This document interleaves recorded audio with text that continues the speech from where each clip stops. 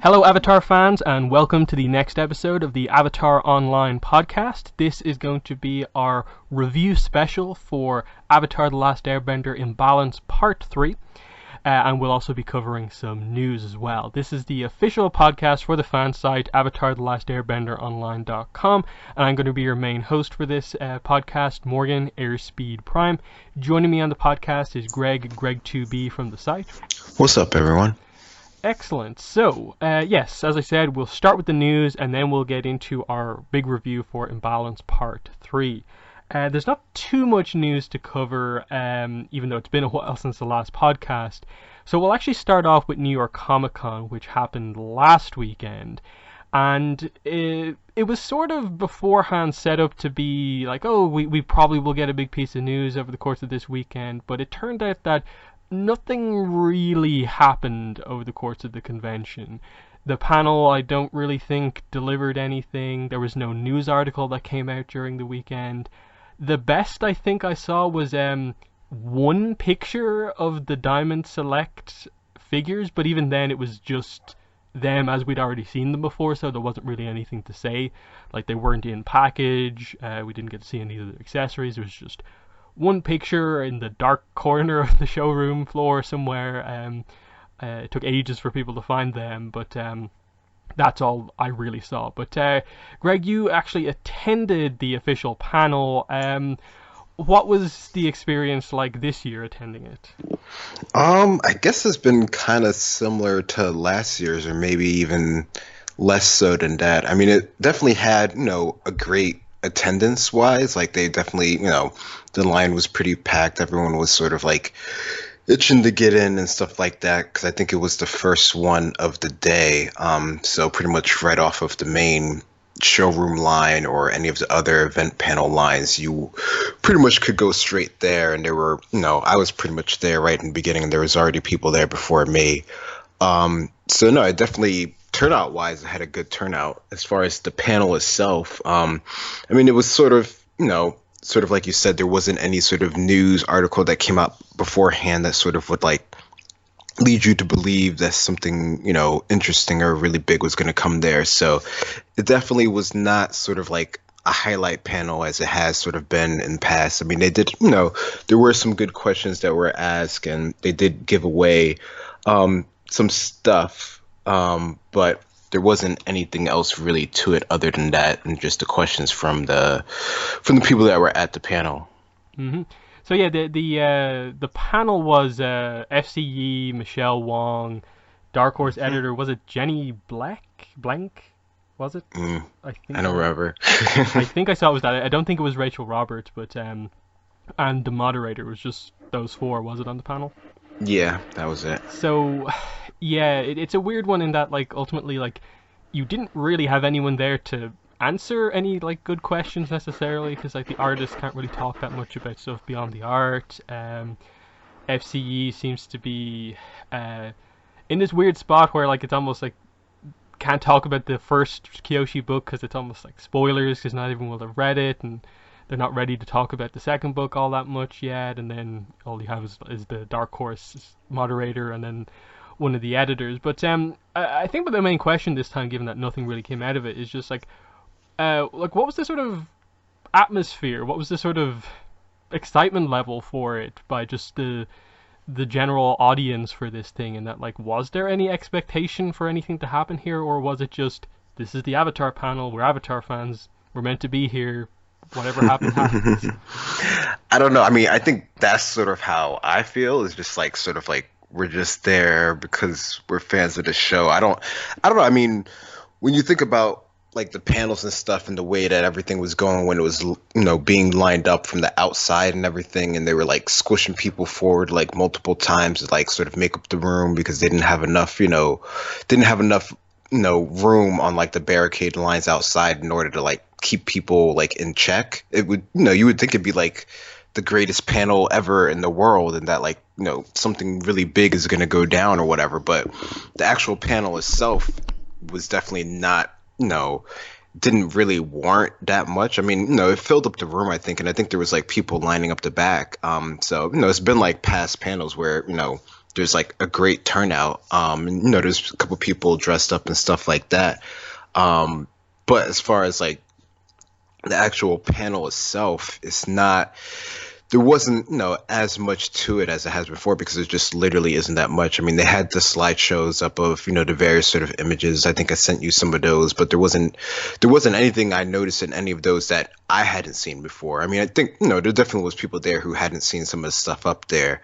Um, but there wasn't anything that you couldn't have found online if you, were sort of in the know of things that were happening, and they didn't really mention the slides as much at all that I can really recall. So I don't know. I mean, the panel stuff, it was fine. There was, there definitely was, some fun moments in it with just, sort of the panelists sort of giving their opinions and thoughts and things. So, there was, some fun parts, but it definitely, it didn't feel, at least to me, as hype as it has been in the past because there just really isn't that much that they can talk about. I mean, I think I've sent you some of the questions, and a lot of the questions they couldn't answer, mainly because they didn't even know. Not even that they just, couldn't say anything. It's just they, it's not their wheelhouse of what they're sort of a part of, or they just haven't progressed that far. So, there's not. I don't know. It is, kind of similar to past panels, just maybe with different people and different sort of media that's come out. But other than that, it's definitely, there's just, I guess at this point, at least for this sort of panel, there just isn't that much. And, even though the size of the audience sort of warranted the room size, there definitely wasn't as much going on there as, could have been. Yeah, like when you sent me your notes, and like you sent me actually a decent amount of notes, and I was just kind of looking through them. It's just like there's none of this seems all that interesting, and it's kind of like would this panel have went any differently if it was like me and you up there as the panelists on this thing? Like Avatar Online podcast presents the Avatar comic panel, and honestly, like it wouldn't really be any different necessarily because apparently the moderator questions that he was asking the panelists were just generic sort of fan questions for the most part, and then one or two where they like very vaguely talk about like creative process stuff. But because you don't have Michael O'Brien there, you really don't have in a way like the people there to answer any of the big questions. And maybe that's just the problem I suppose we have at the moment, that like everything has to go through Mike and Brian, and you don't necessarily have the right creative people there to answer those questions, especially with none of the comic writers there either. So this one definitely felt like they just didn't have the right people there, and especially in the week where just days before the panel, two Avatar comics were released, Team Avatar Tales and Imbalance Part 3. It kind of felt weird that like you don't have anyone from those books there really, apart from the editor, and it didn't really seem like they talked about it necessarily. Like you say, they didn't seem to focus on the slideshow. It might have come up over the course of the slideshow that out now for both of those books, but no real focus on it. But what was your thoughts on that? Like, given that the books were just released that week. Yeah, no, that definitely was interesting. I mean, they did have, questions on like the process and the writing and stuff like that. But yeah, I guess any sort of like the higher level questions as far as like story wise goes, it's not something that, the editor or the other artist could have, Vivian could have sort of like answered because that's not sort of their warehouse. And, she pretty much, I don't know, that was sort of like one of the running things that like she would always sort of like state her specific sort of like role in the process of what they're sort of doing, which is good. I mean, that's the whole point of her being up there, is to sort of show like the higher level things that she's looking for, like consistency and story wise, and making sure things actually sort of like check out throughout the course of the book, which is what an editor does, which is pretty important. Otherwise, stuff goes all over the place. But it's not sort of like a lot of the questions that people would ask sort of would go slightly above what she would really be doing, which is like when you said, is where you would be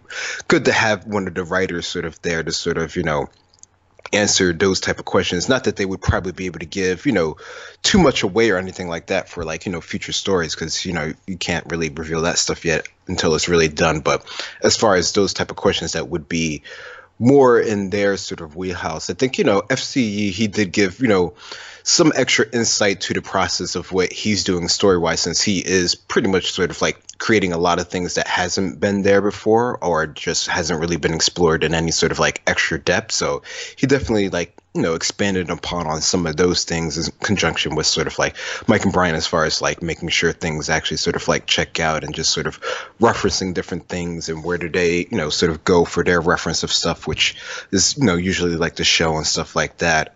So, there were some questions in line with that. But other than that, I mean, there were, when they did sort of open it up to a lot of questions, which I think for once they actually did get through a lot more questions that they have in the past, maybe just because of how things timed out or whatever. Not that a lot of them were able to sort of be answered or anything, but they did have, I guess, a larger selection of that for once, which is interesting. Not that there was much to it. Yeah. So yeah, overall, not too much from New York Comic Con. So moving on to the other news, just some other merchandise stuff.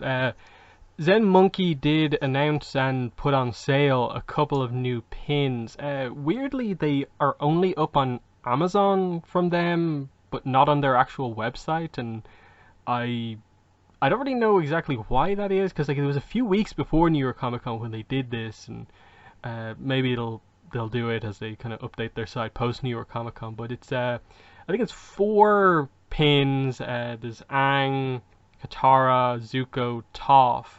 They're all sort of rectangle pins with a character and then the element symbol for that character, but they're pastel colored. So like Katara has like purple hair in hers, and like the background on Zuko's one is like pink, and Toph's is this weird like kind of green and like light red kind of color scheme. I actually think the pins themselves are nice, but I think the color scheme kind of gets in the way of them again. And I think Zen Monkey sort of have a habit of doing this of late, of just that's a really nice looking pin, except the color scheme is all over the place. And that combined with the fact that they haven't really released like a pin for a new character in a pretty long time, I haven't been overly like excited with what they've been putting out of late. But Greg, what are your thoughts on these four new pastel pins? Yeah, no, they're interesting, and like you said, the design on them is actually pretty cool. Like I like the whole sort of like framing element of it. I think that kind of works better for me as a pen rather than just sort of having sort of a free floating type thing. As far as just sort of like how it's composed, like it seemed like it would be like a cool thing to collect and actually get all of them with their names on it and stuff like that. But yeah, the color choice is definitely kind of interesting. I don't know. I mean, like you said, it is sort of like a pastel sort of color, which is in the name, but I don't know. It makes me wonder sort of like what was the sort of like driving purpose for creating these sort of pins? Like, is this sort of like a end thing in sort of like design and stuff, or is this just sort of, they just sort of wanted to try something different, which is cool sometimes, but it doesn't, I don't know, it doesn't seem like it's something that's really going to drive a lot of people to get it. I mean, I don't know, it just sort of came out, so I guess it'll take a bit time for people to get up to speed on it, but with it not being on their site, which is kind of odd. It makes me sort of wonder why they're going out like this. I don't know. Did they make sort of like a bigger announcement about these that I missed? No, as far as I'm aware, like it was just one tweet that they put out. At least I only followed them on Twitter, so they posted once. They're on Amazon first, and that's about it. Which is weird because like the person who runs their Twitter, I think is actually the person who owns the company, is always complaining about Amazon and how Amazon kind of runs their store and always like delisting stuff and stuff like that. So it's kind of weird. But I assume they're just busy post New York Comic Con, and they'll go up after that. There was actually some other Zen Monkey stuff in that they announced again a few weeks before New York Comic Con that another thing that they're going to be doing is releasing basically like mystery bag pins. Like I said, I think it's a set of 10, and they're doing an Avatar wave. Hmm. But weirdly, the pins that comprise the wave are pins that they released previously. I don't know if you remember these, Greg, but they released these kind of special edition 3 pin sets, one for each of the, I suppose, main 3 elements, not including air, Yeah, and it yeah, had like yeah. 2 or 3 characters and the element symbol. And so there's going to 9 of the pins are going to be those ones, and then the one extra one is the air symbol. So the first reply to it was someone who had bought those three and is like, really, to get the air symbol I have to get lucky with mystery bag pins? And it's just like, yeah, they're kind of doing this again. Like, I think the really obvious pins that will sell well, those kind of simple, just the graphic of Hmm. the symbol for each element, they're making it so difficult to get when that's like an easy sale if I think they just put those up for everyone to get rather than trying to be overly complicated with the mystery bag stuff and so on. And that's why I feel that they're almost like overcomplicating, just put out solid Avatar pins to Avatar fans and they're making it overly complicated. Um, but yeah, I don't know if you saw this, but what are your thoughts on that idea? Yeah, uh, yeah, that's interesting. I didn't know that about that, but I don't. That does seem really odd that they would sort of release it in that sort of way, just for if you want specific things. I mean, I think if they have the supply for it, that they could sort of put them up individual. I mean, I don't know. Maybe it's more, cost effective to send, to sell them as a group rather than sort of, on their own, I would suspect, of course, but that still seems like sort of like an odd sort of way of doing things. I don't know. I don't know. I mean, I don't know. The whole idea of sort of like the grab bag type of thing seems to be really sort of in now, or at least with a lot of these places. I mean, I saw like tons of that at New York Comic Con, just sort of, get a box of stuff, sort of the loot crate sort of idea, which is cool when you don't have like any of the stuff, but when you do have some of the stuff, it definitely, you don't need double of something necessarily. Yeah, like I think it would have been fine if it was like 10 completely new pins, but the fact that like there were literally like sets for three of them that a lot of people will probably have had already is kind of frustrating, and especially like if you only want that one new one to complete the set, or if you only want like the four element symbols, it's just like you either have to spend tons, or I don't even know what else. I think they said something that like if when they were on sale, if you were there with them at a convention, they'd help you find the ones that you want or something like that. But that's such a very specific scenario. Um, Next up, again on the merchandise front, box lunch Avatar merch. Basically, they have a little bit of everything. So obviously, we primarily know these by the fact that they have the exclusive for the 6-inch Appa Funko Pop, as well as the really small Appa Funko Pop with the cereals. But if you look up their site and just search like Avatar and stuff like that, they actually have tons of Avatar merchandise, and it seems to all be like official stuff. That even like the official like Avatar Facebook page was like posting about a few weeks back, and yeah, they have other types of pins, kind of jewelry type stuff, lots of different T-shirts, and even stuff like I think there's like a Toph, like the headband thing that Toph wears. You can get a version of that. And I thought most cool of all was the four sort of soccer jerseys that they have, one for each element, that I think are actually really nicely designed with the way that they do them. So that's really cool. Like this is the sort of stuff that like I think we've always talked about that they should have had when like Korra was on the air, but they didn't have any of basically, and now they have it all of a sudden, and it's almost like no one knew about it until like the Funko Pop stuff happened. But yeah, box lunch, have it. I think it's primarily only really available to people in America, in that like shipping I think is super high even for like Canada and stuff like that from what I hear. But it's cool to see all that merch. What are your thoughts on that? Yeah, no, I think that's pretty cool. I mean, looking through their list of stuff, they seem like they have like a lot of like official like Nickelodeon sort of like exclusive stuff, like stickers and like bottles and like, I don't know, like they have like, like even just like socks and stuff. They have like a whole bunch of stuff on their thing that you wouldn't necessarily think is sort of available. I mean, yeah, they have like tons of t-shirts, and the t-shirts I think is the one thing that you can find. But like you said, like the unique sort of like jerseys, or like they have like long sleeve shirts as well. Like, they have a lot of cool stuff here that you wouldn't necessarily think is sort of out there. So I don't know. I don't know. It's interesting how they just happen to have all this stuff. Mm. Yeah, like I don't know if all of this stuff is like just new with the like Funko stuff that they have as exclusive, or if this has been out for ages and no one Probably knew has. about it pretty much, or anything like that. But either way, it's cool. Nice to see more merch. But final piece of news before the review. Legacy of the Fire Nation preview pages, finalized preview pages came out. Previously, what we had was just kind of mock-up kind of preview pages. So, the thing with this is that obviously this is the third Insight Editions kind of in-universe book. This is Iroh's kind of book that he's giving to Zuko. And yeah, the main thing to talk about here is definitely the art. Now, it's the same artist as from an Avatar's Chronicle, Sora Medina, but what's actually portrayed in the art has kind of everyone talking. This is probably like the most exciting thing that's happened in the last few weeks, even bringing the comics into play. Just seeing images like Iroh in the Southern Water Tribe, what seems like the Southern Water Tribe, gone to visit Katara with a baby Kaya there on the floor and a very young Boomy there.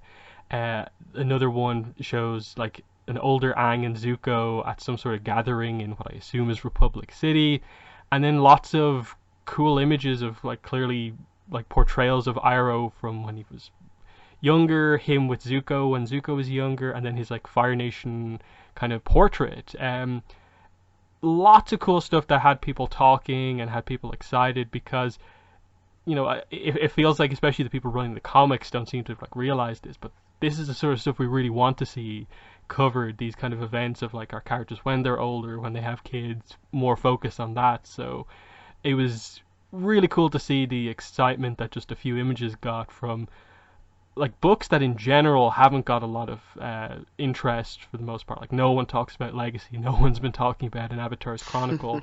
Even this book has gone somewhat under the radar until these images have come out. What are your thoughts on these?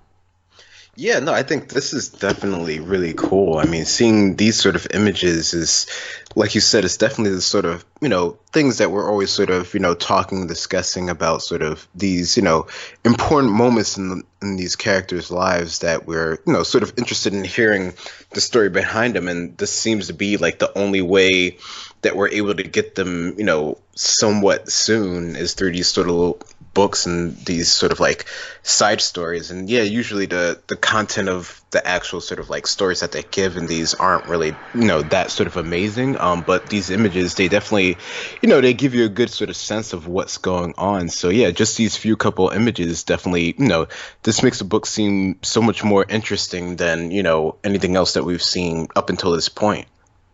Yeah, like I'm excited to see more of the art from the book primarily. Like you say, Hmm. the text once again seems like there's not a lot to it. In that we obviously get the text of Katara's letter to Iroh, and it's so obvious the way it's written that it's like mid to late 20s Katara as portrayed in this image, writing a letter to Iroh where she only refers to the moments we see in the show. So she's only referring to like these moments from like 10 years ago effectively and nothing in between, including the comics when she's actually like interacted with him in there. So it's clear enough that just there's not a lot to be said here. There's again like a couple of kind of interesting moments. Like I think on the Aang page he mentions that like he kind of to Iroh says you're like the kind of uncle I didn't have, and I know the role you played in Zuko's kind of journey. And that was just kind of nice to see that from Aang, and that he's had a few moments with Iroh, also getting advice, and that yeah, Aang sort of sees him in that way as well. Was kind of nice to see. But again, with this book, it's going to come down to like, are they going to do a page on Lu Ten and reveal nothing else, that sort of stuff. But definitely the art now has people's interest, and I think a lot of people are now kind of just wanting to get the book just for the art. And the art was the highlight of an Avatar's Chronicle because it didn't have any new stuff to say, and I think it's going to happen here again. But there's more interest here because it's very new pieces of art that we haven't seen portraying new things, whereas it's just kind of core characters in an Avatar's Chronicle. So I was going to get the book anyway, but I don't know. How does this change your view on actually, are you going to get this book when it comes out or not?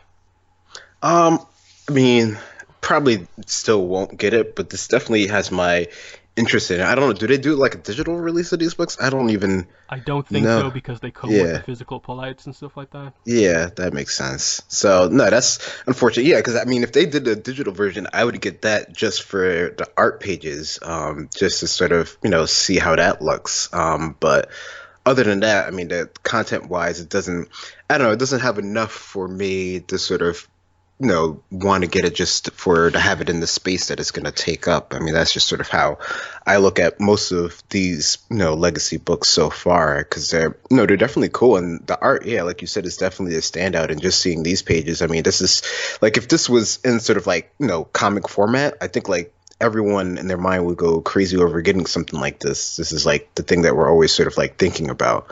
But we're not quite there yet in the story. Maybe we will be there after this book, but we're not there yet. Yeah, because like these things like immediately ask have us asking so many questions of just like, oh, so does this confirm that like Katara and Aang actually primarily lived in the south rather than like living on like Air Temple Island themselves and stuff like that? Um, those are interesting questions. Plus, sort of the timeline of this book as well, like is like interesting in that obviously Kaya and Boomy are there, and at the very start of this book, I think on in some of the earlier preview pages we got, it's Iroh's like opening of the book is like, and to the future family you will someday have is like, oh, so he's not married yet, he doesn't have any kids yet, and it's like asking the question of like, okay, so we know, I suppose, pretty much that Tenzin and Izumi are like in or around the same age, so it kind of fits in the timeline that yeah, Katara and Aang would have the kids at this point, but Zuko probably wouldn't, and stuff like that. But again, it still is this weird thing of like, why can't they just confirm at this point that Zuko and Mei are the canon couple? Like, it's so weird that that is still a open plot point in the entire franchise that that's going on longer than like either of the shows at this point. That like the breakup of plot in the comics has lasted so long. It's like 7 years ongoing at this point. But hopefully they reveal something in there.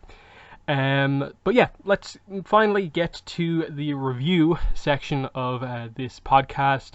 Imbalance Part 3 was released not this week, but the week before, obviously. And yeah, let's just jump straight in here. So, written by Faith Erin Hicks, art by Peter Wortman. It is the third of 3 parts of Imbalance, so we can kind of discuss the entirety of Imbalance here in addition to just part 3. Let's start with general thoughts. I'll go first here. I put out my review on YouTube for this, and my thoughts haven't really changed that much since I did that, and it's just to say that I still think the books are like high quality in that like they're well written for what they are. The art is good, but plot wise, there's still not a lot happening, and it's been a while in the Avatar comics, especially since anything of note has happened. I do think Imbalance is definitely, like by a long shot, the weakest of all the 6 comics we've had so far for Avatar. Just because by the end, part 3 really, really highlighted that there was just, they didn't have that much of a plan to actually cover the topics that were at play here. This really was nothing more than the basic introduction to Bender non-Bender conflict for these characters, and we sort of knew going in that they couldn't do anything with it because that was for Korra to deal with. That was for Equalists and setting up all that stuff for Korra to go through, and nothing could really happen here. And so it's just a series overall where I feel like where the book starts and where the book ends are effectively the exact same position. It's just in the middle, Li Ling popped up, made the situation even worse. They dealt with Li Ling, but there's still a situation there at a base level that we haven't tackled yet. I do like the character interactions, the character writing, but I don't feel you're saying much about the comic when the best thing you can say about it is Sokka and Katara. They're written in character, in that I think you should expect that from all of the books rather than that being something you specifically highlight here. So I'm relatively down on Imbalance overall, and especially part 3, which was the book that really solidified that it didn't have that much to do. It's not that there's nothing good here, but compared to I think so many of the other comics, like I recently went back and reread some of them this week ahead of this, we've lost something in the last while with the Avatar comics. And I think we need to get that back by focusing on more important topics and progressing things a bit more rather than just everything has to be set up for Republic City. But Greg, what are your overall thoughts on Imbalance Part 3? Hmm. I think I'm slightly more positive to you. I do agree that it is sort of like a general sort of like setup series. We usually talk about sort of like, how to intro. The first part of the three is usually like the setup for the whole thing, and the end is sort of like the big conclusion. It feels like the whole sort of series, I guess, is more of a setup than, it would be sort of like pushing things more forward. So it definitely does have that going for it. I think, overall for what they were trying to achieve with this, story itself, as far as, showing the conflict and showing the issues that, our characters are going to have here, I think it does, basically a good level of that. I mean, it is sort of like, basically just a setup for Republic City. So, it is nice how by the end of this, it seems like we're like slightly closer to like confirming, that, they make the whole joke about the name thing. So, clearly we can see that they're moving forward. I think maybe if that was more of the focus, it would have been better off than how it seems now, with sort of our sort of like, random sort of like villain interlude that we're sort of, describing this sort of as right now. So maybe that could have been more the focus to make it, a little bit more interesting overall. But I think, like you said, the characters are, in character, which is something that they're always, pretty much at this point. I think, the writers, whoever they get so far, have definitely got that down. They're just, they're fans enough that they know how to do that well. And overall the art style of it, I think, is pretty cool. So yeah, no, I mean, the way that this goes and ends, which I think might be something that we've been seeing for like the last, one or two comics, is that, it seems like now is the time where they can actually like jump forward and do something. So maybe that'll be a thing coming up. Yeah, I think this book was definitely the book where I see more and more people who usually talk about the comics kind of feel like, oh, like they do really need to move things on so they can catch up with some different dynamics for the characters, because we're a little stuck, I think, still super close to the end of the series, in that we the last couple of comics have been set up towards Republic City and slow and steady setup, but we're nowhere near actually getting to Republic City, because the way it's talked about in Korra, it's primarily Aang and Zuko who are integral in creating Republic City. Zuko hasn't even been involved in like this plot point really just yet. Because he's only really been in the Yu Dao stuff back in like the Promise, and he hasn't dealt with the stuff that was related to the Rift and Imbalance now. So he has to come into play, but he still has the Azula stuff and his stuff with his mother and Ki going on, and that has to be dealt with, I think, before we bring him into this. And it's just it feels like they're doing a lot of the setup for Republic City far, far, far too early. That like not everything about Republic City needs to be set up while the characters are still like 15, 16. Like you can leave some of this stuff to be done a little later on. But let's get into going through it page by page. So we actually start off, of course, we had a huge cliffhanger ending at the end of part 2 of Imbalance, with Toph presenting the idea of, they have Li Ling captured, Aang, why don't you just take her bending away and solve this problem like that? And this creates a stunned silence in the air here as we start off. The whole group is pretty much here, and Toph asks the question, why'd everyone get quiet all of a sudden? And Katara is the first one to speak up, which was expected, because the big setup for this book in terms of a character conflict was that Toph and Katara were going to sort of come to blows in a way. They were going to argue about this topic. And so Katara immediately speaks up. Toph, you just told Aang he should take Li Ling's bending away. I think we're all a little shocked. What's to be shocked about? It makes perfect sense to me. She's been plotting to drive out non-benders who live in Cranefish Town. She hired criminals to blow up my dad's factory, not to mention all those other factories as well. She can't lead a bunch of bender supremacists if she's not a bender anymore. And yeah, we just continue on with Katara saying, Aang has only taken away someone's bending once before, and that was the Fire Lord. Li Ling isn't him. She's not threatening the world with destruction. No, she's just threatening this city. Did you miss the part where I got buried in rubble because she blew up my dad's factory? And we see the two of them in a big standoff here, standing in front of each other, arguing. Why are you so upset about what I just said? Toph, it's taking someone's bending away. It's removing a part of who they are. It's not a decision to be made lightly. So that's just the first 2 pages, and that is the Katara Toph argument. Unfortunately, that's it for the book, basically. Like, the plot of taking Li Ling's bending away comes back, like, towards the end. But in terms of a conflict, that's kind of it, in a way. Like, it's talked in the next few pages, but Toph and Katara directly, that's kind of it. Toph is off doing something else for kind of the rest of the book. What are your thoughts on these first 2 pages here?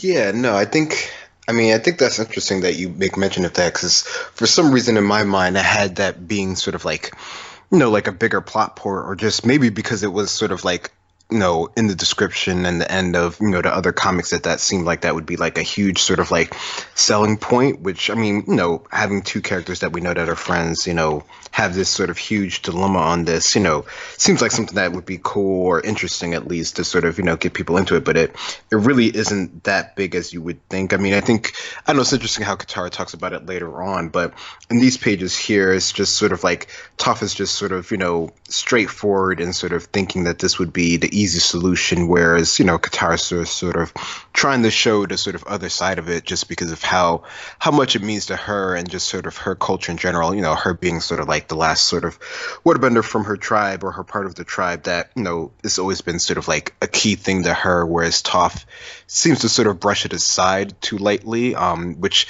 I guess is interesting considering for Toph, that's the way that she pretty much does everything in her life is through bending. So I don't know, you would think that maybe she could see the other side of things, but no, I guess in sort of typical Toph fashion, she's sort of like just straightforward with the blunt sort of idea of just sort of in the situation full stop. So I think that's, I guess a bit interesting for Toph's character and throughout the whole sort of course of the book, which I guess is one of those things that another thing that we're sort of waiting is for, like, Toph to sort of like, I guess, mature a bit more as a sort of a character, which is something that we're still sort of waiting to see. But, I guess in the grand scheme of things, she is, the youngest or one of the youngest out of all of them. Yeah, Toph in this book is kind of weirdly done because she was like the highlight of part 2. Part 2 is like really about her and what she was up to. She was the one who went to Yaling, created the whole like getting them inside the kind of Li Ling speech and stuff like that, and it felt like they were really heavily committing to she's this close to becoming a kind of police officer or getting some training on that style of things.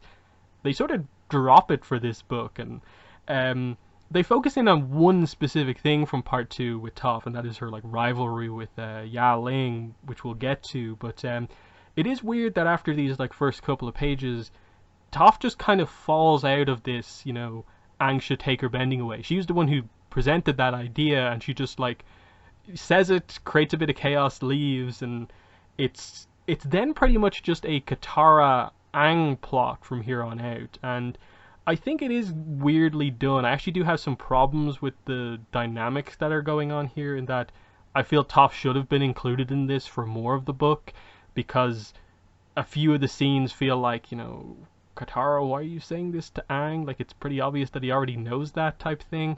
But we'll get into that as we go through. Suki actually talks to Aang, Aang getting involved in this for the first time. If you take her bending away, is that something the benders will be okay with? You've only done it once before. Sokka actually brings up the logical point here of like, everyone agrees Ozai was a terrible person. Li Ling is different. She is a civilian. You might be risking your relationship with the bender community if you do this.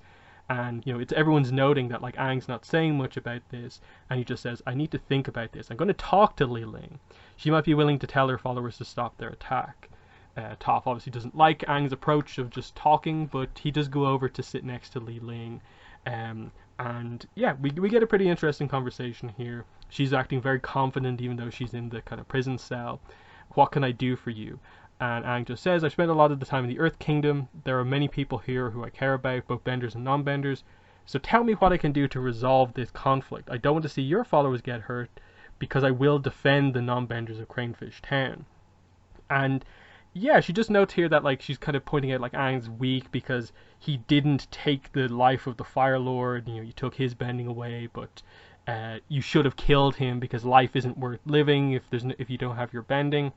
And Aang just settles on the point of, I won't allow you or your followers to harm any more non-benders in Cranefish Town. And Li Ling just presents the idea of like, how far are you willing to go to protect them? And I think a lot of this is fine. I think Sokka probably makes the most logical point here in terms of actually addressing the topic at hand of like, you know, just presenting the idea of like, Ozai was such a crazy example that no one could really argue the counterpoint to what you did. Li Ling is going to be very different because one, what she's done isn't inherently because of her powerful bending or anything like that, and because we're in a bender non-bender conflict specifically, that's going to cause a bit of a problem. Um, and yeah, I do like that Li Ling talks about how, you know, it gets across just how important her bending is to her and how much of her identity is in being a bender, that she says you should have killed Ozai instead of keeping him alive without his bending. And it's probably one of my favorite parts of the book with Aang as well, like sticking to wanting to resolve things peacefully and try and talk things out instead of the violence. But what are your thoughts on these couple of pages?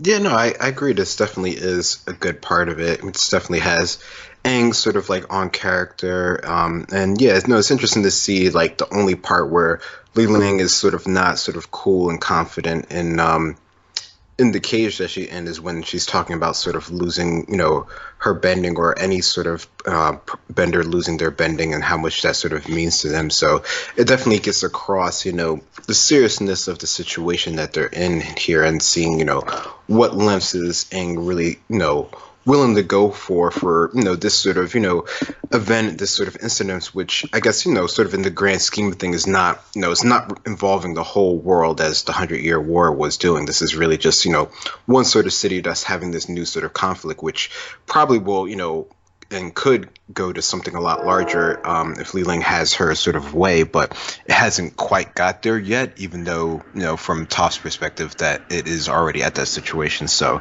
it's interesting to see how he's trying to deal with this, at least initially. Hmm. Then we get a quick two-page scene of Yaling and Rue, the sisters. They obviously escaped at the end of part two. Li Ling allowed herself to be captured so they could get away because Yaling got chi blocked, and it turns out since then the chi blocking has worn off. So Yaling immediately wants to act and try and get their mom out. Rue proposes that they do something sort of sneaky. They stay undercover so they don't get attacked again. But Yaling just wants to go full force. You know, she doesn't want to sneak anywhere. We need to draw the Avatar away from the factory. Then we can rescue her. Um, so she needs to come up with a clever solution. And Yaling says, "Whatever it takes to get Mom back," and she's really determined. And then we cut to Rue, who says the same thing. Yeah, whatever it takes. But by the look on her face, she's not overly enthused about this. She isn't really agreeing with where they're going. And for me, I'll definitely say, for me, the entire highlight of probably Imbalance overall, and especially part three, is Rue. I think it's the best character development, the best character writing, I think, over the course of the book, and one of the more intriguing things like coming out of this book in terms of I actually like to come back and see what Rue is doing next and where she's going next. So I'll definitely praise the book for how Rue was written over the course of it. But what are your thoughts on this quick scene between the two sisters? Yeah, no, I think this was, you know, it's good. It gets across just sort of the conflict that they're having here and just sort of the opposing sides of sort of how they want to go about getting their mom back. So it does a good job of that. And yeah, no, I mean, I think like you said, Rue is definitely, you know, any character that goes through this sort of like conflict of loyalties is going to be, you know, it's going to be interesting storyline regardless. And I think it's definitely done well here and how later on they bring into similarities with other characters that have gone through the same similar things. So no, I think she's definitely done pretty well in this book. Hmm. Then we cut to a scene of Katara and Aang. So Katara is kind of lost in thought after the argument with Toph. Aang comes over and asks, you know, what's wrong? You're always asking if I'm okay. Now it's my turn to ask if you're okay. I'm fine. I just don't agree with what Toph was suggesting. And there's a little bit of back and forth here of like, she's not wrong though. You know, how can a bender lead a movement if they're not a bender anymore? are you considering taking the bending away? And Aang's just still completely unsure. Like, it seems like an option to do it, but it also could be a bad way to do it. And Katara then says, waterbending is a big part of who I am. It's also a part of my water tribe culture. I'd lose it, if I lost my bending, I'd lose a piece of my identity. Taking away someone's bending might seem non-violent when compared to other options, but is it really? You're destroying a part of someone, and that feels violent to me. Do Li Ling's crimes fit this punishment? Does she deserve to lose a piece of her identity? And they're just thinking about it as Satoru comes over. And this is the scene I was talking about before, where I feel like this seems a little misguided in terms of, I would have loved to have seen Toph's reaction to Katara saying that bit at the end of page 12 to her. In terms of the conflict, I'm really shocked that that exact line of dialogue wasn't included in the little argument at the start of the book, because I feel that would have been something to actually get Toph thinking. She was very sort of stonewall, it's simple, take her bending away. When Toph, like kind of Katara here, and also like Aang, are three of the benders you'd immediately think about in terms of who would lose the most if they lost their bending. Which is also part of why I feel it's a bit like, I don't think you really need to say this to Aang, because the series is called The Last Airbender. Like, I think he gets the importance of his own bending for himself and stuff like that. So I think it was just like said to the wrong person. It's one of those scenes where, in isolation, it seems like really nice, like a cute Aang Katara moment. In the context of the full book, it sort of feels again like Aang isn't really allowed to have his own opinion on this, and it's more about the others deciding his opinion for him. And we'll get into it when we get into the next part of this take bending away plot.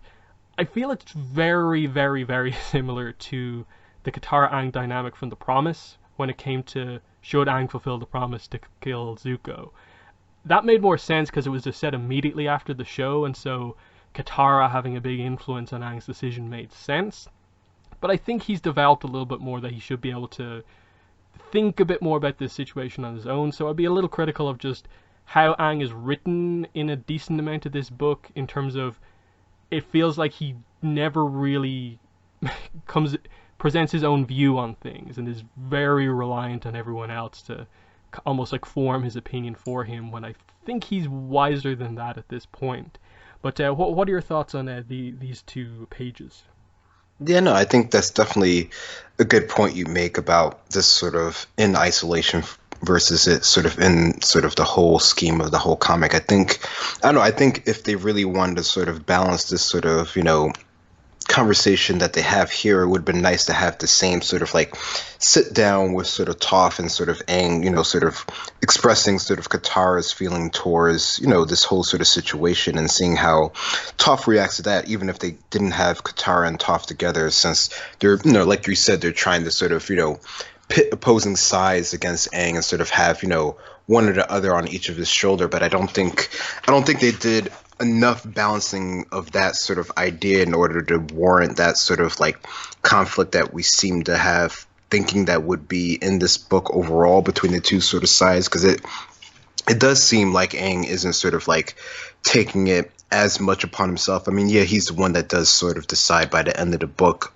what, is actually going to be the real sort of resolution of this. So it is on him to decide, but it does seem like leading up to it that there's not as much to it. But, overall, this sort of, pages here is definitely, it gets across sort of the idea, I guess, to us as the reader, the whole situation.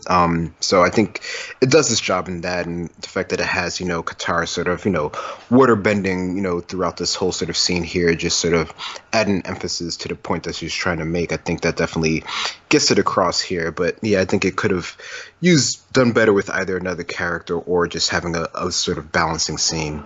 Yeah, like I think even just having Aang have a response to that, like mention like, oh, you're right, like I'm the last airbender, my airbending's important to me. Like I think the fact that it is like three whole panels of like just Katara talking, and then like she finishes talking and Aang just sort of sits there and doesn't say anything, is a little that's where it kind of felt like, did you just not know what to write for Aang in that moment or what? But either way, the plot has to continue here. So Satoru has come over to warn them that the business council is under attack. They quickly arrive there and they find the building is on fire. Uh, Toph arrives on the scene, and they all help with their bending to put out some of the fire. Toph bursts through the door to get the business council members out, and they resolve the situation pretty quickly. Everyone gets out safely, and they're like, "What was the point of that attack?" They just set a fire and ran off, and they're worried something has happened, and it turns out it was just a diversion. So, any thoughts quickly on this action scene here? This little action scene. Yeah, no, it's not a little action scene. They have a couple little bits that are kind of nice here. I mean, I don't know. The only question I really am always wondering about this one is just it seemed like they resolved this pretty quickly. Yet when we see them later on, it seems like it's a lot later in the time. So I don't know. It makes me wonder if there was a lot more. I mean, we see not everything sort of put out by the end of the last sort of panel on page 15, but it seems like overall it shouldn't have taken that long to deal with this sort of situation. Mm. Yeah, like it seems like they save everyone. It seems like the fire's still going. It probably just takes a while to put out the fire. Is really probably the situation. Yeah. So yeah, we find out what the diversion was for, and it's because Ya Ling and some of the other Bender kind of thugs that we've seen from before in the book arrive, and we see that the only people left to guard Li Ling are the sort of non-Bender members of the group. So like you have Sokka there, Suki there, plus some of the other non-Bender guards that were set up from before. So Ya Ling is pretty confident that they can win this fight, and she's now aware of the fact that at least Suki has chi blocking, so there's a danger there, and she immediately orders everyone, take out that girl first, she's a chi blocker. And we get to see a pretty interesting fight scene here as the Benders sort of use more tactics rather than raw power to actually defeat the non-Benders here. So they obviously focus really, really heavily in on Suki. He's the most skilled non-Bender fighter here. Suki's fighting with a shield, kind of Captain America style, which is pretty cool. But she quickly gets kind of wrapped up in Earth. Same with Sokka. So Ya Ling is like the determining factor in the fight. Some of the other guards come in, but quickly they all get taken out because of the raw power and more strategic planning from Ya Ling this time. So she takes the keys, they quickly rush in, and she saves Li Ling, so they're reunited. I was scared I'd never see you again. Shh, it's all right. I knew you'd find a way to free me. Let's go home. We have a lot of work to do. So very quickly, within the first 20 pages of the book, they found a way to divert the Benders away and allow them to take advantage of the non-Benders being there to free Li Ling. Yeah, pretty interesting. I think this is probably like the most effective action scene for me in the book. I definitely like the contrast of like how the non-Benders were fighting, how the Benders, knowing that they're actually a threat, how they chose to fight like someone really skilled like Suki. But what were your thoughts on these pages? Yeah, no, I think the whole idea that you mentioned, just being more strategic fight, I think definitely helped make it a lot more interesting than some of the other fights have been before. Just because they knew what they were up against, even if they weren't as prepared. So no, I think this is definitely pretty cool. Just the way that they do how Liling does sort of like her moves and stuff and everything here. I think is definitely pretty cool. It works pretty well. It's not super long or anything like that. It's pretty straight to the point, and they free their mom. We then cut to obviously Aang and everyone else arriving on the scene, and they realize immediately this is what the fire was about. They immediately find out from the guards that Li Ling has in fact escaped. They know everyone's in danger now. Katara heals the main guard's arm, and then the guard asks, your friend, the Kyoshi warrior, do you think she'd teach my officers how to chi block? So this is a kind of a pretty important little plot point here over the course of the book, which we get into as we go in next. So Katara and Suki have been talking, and Suki has agreed. She is going to teach Lao's security guards how to chi block. Sokka's pretty excited about that. It's a great idea. You're so smart and talented, Suki. Everything you do is amazing. And Aang questions, how quick can they learn that? Suki just says, it'll take a while, maybe more time than we have, but the guards are already well-trained fighters. I can at least start to teach them the basics. And they just agree that, yeah, they'll need all the help that they can get. So just some preparation ahead of the next kind of big conflict. They want the non-Benders now to be even more well-prepared for the Benders this time, whereas only Suki was really prepared, and they suffered because they only had one chi blocker in the group rather than everyone being a chi blocker. So I do like the general sort of tactics of going into each fight as the book progresses. But what are your thoughts on these next few pages? Yeah, no, I think the book overall does a good job of that, at least as far as like, going back and forth with each side, sort of like predicting or attempting to predict what the other side is going to do and sort of, having that preparedness. I think that's probably one of the key parts of this book is just sort of how everyone's sort of trying to get the edge on the other and try to win their side of the conflict. But yeah, no, I think it's definitely a cool idea to sort of train them in cheat blocking. I think obviously we know how that turns later on in just the whole rest of Republic City and everything. So it's definitely cool to see sort of like, I guess, sort of the inception of that sort of idea here. Hmm. We then cut back to Li Ling arriving back home. So this is the kind of reunion of Rue and Li Ling. Uh, Rue has packed their bags. She thinks that they're immediately going to try and escape. They freed their mom. They'll just escape, and that'll be the best way to do anything. But Li Ling says, we're not going anywhere. And she just says, I said we're not leaving. I won't give up this city to an avatar who conspires with non-benders. I'll drive him and his friends out of Cranefish Town myself. And Rue just says, we can start over in another city. I don't want to lose you. And she just says, be quiet, Rue. I won't let what happened to us in Bossing Say happen again. We lost everything when that city fell to the Fire Nation. Our home, our friends, everything that was ours. You remember what that was like, don't you, Rue? Fleeing the city with only the clothes on our backs. And Rue says, yes, Mom, I remember. So we'll cover just this first section here because this is a fairly important part of the book. I remember especially we talked a lot in the Imbalance Part 2 review about like with Li Ling it's really going to come down to, is there a motivation? Is there a reason why she's doing all of this? And here we effectively get some of that, why she's so passionate about it in a way of like she's originally from Bossing Say, and when the Fire Nation took over she had to flee. She felt powerless despite being a bender, and that's part of why she's so protective of this place. She's managed to do very well for herself, running the business and being pretty wealthy here. Now things are going kind of the non-bender way in the town. She doesn't want to lose the power like she lost here. So I think that's pretty solid motivation. Again, I kind of would have preferred a little bit of like show, don't tell, given that it's an important backstory, but given where they go with it, I suppose it's fine, given where Li Ling ultimately goes. But what are your thoughts on these first two pages of this pretty important scene?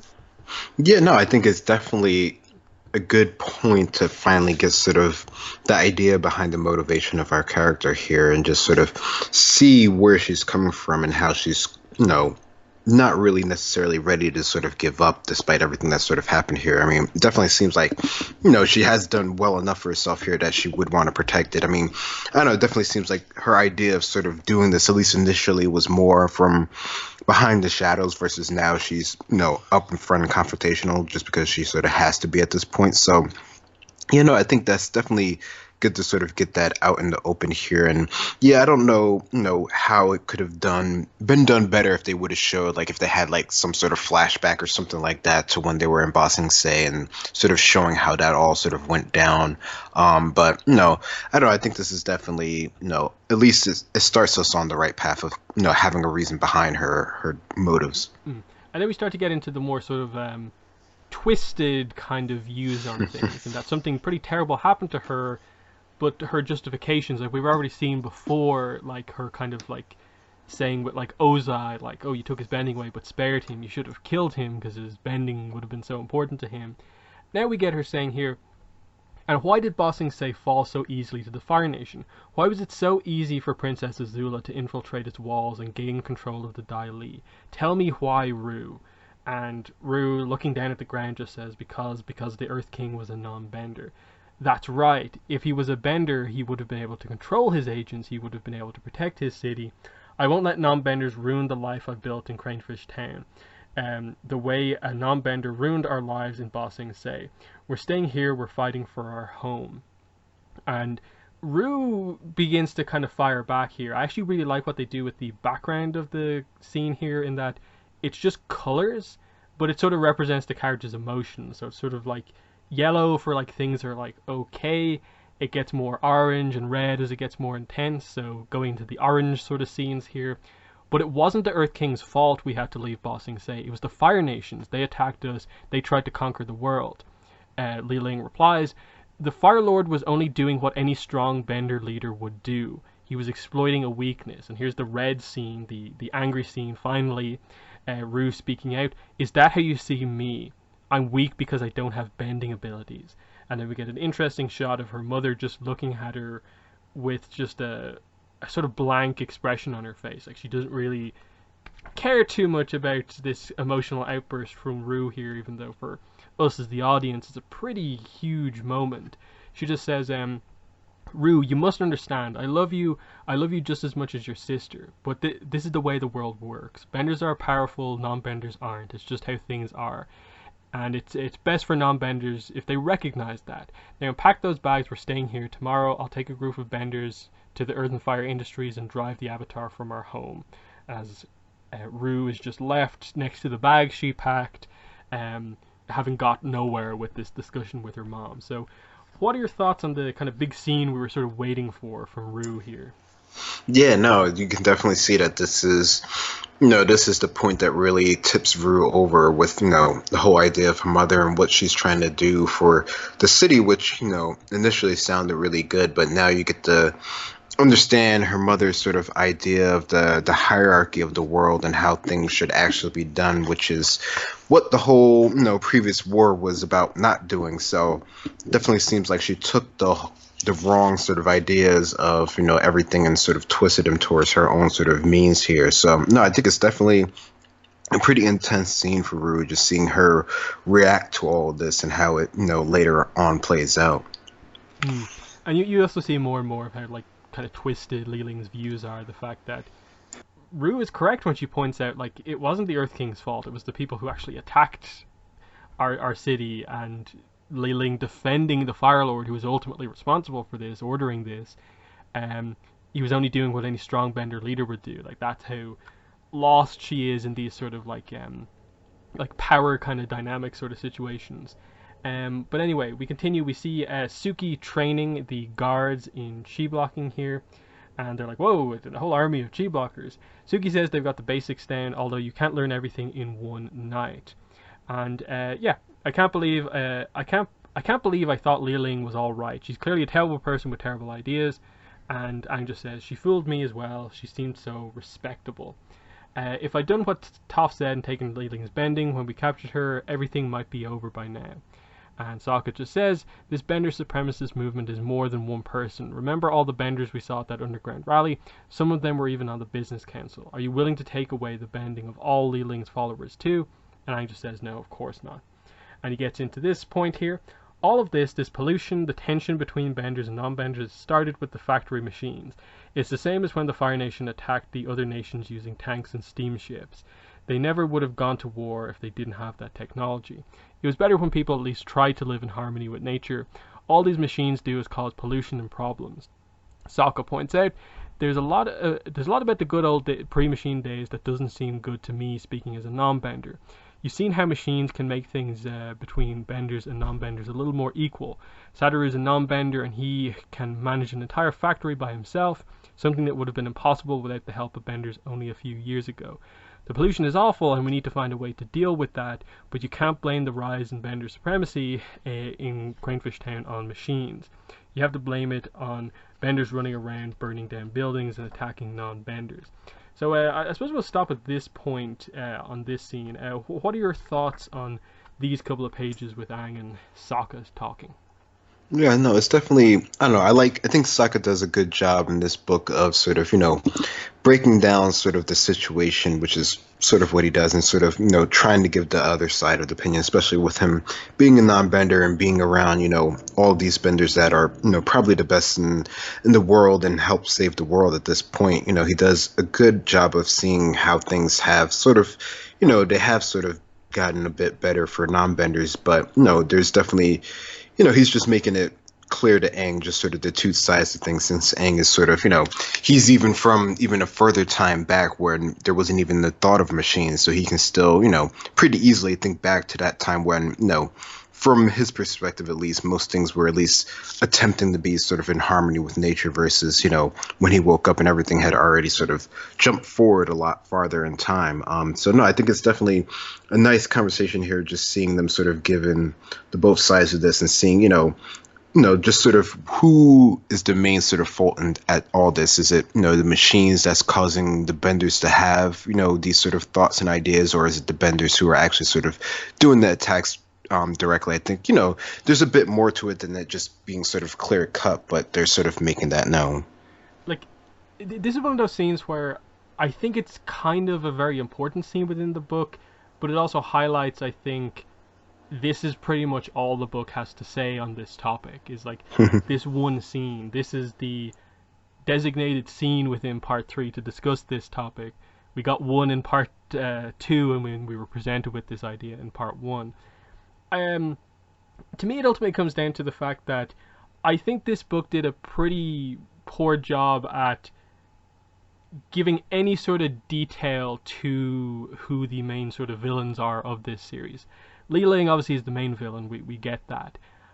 I think they've presented most of the Bender sort of thugs very badly over the course of this book, in terms of like, you almost lose sight of the fact that like these are people who like lost their jobs and nothing was done in this city to in any way help that, and that's the inherent problem that's at play here.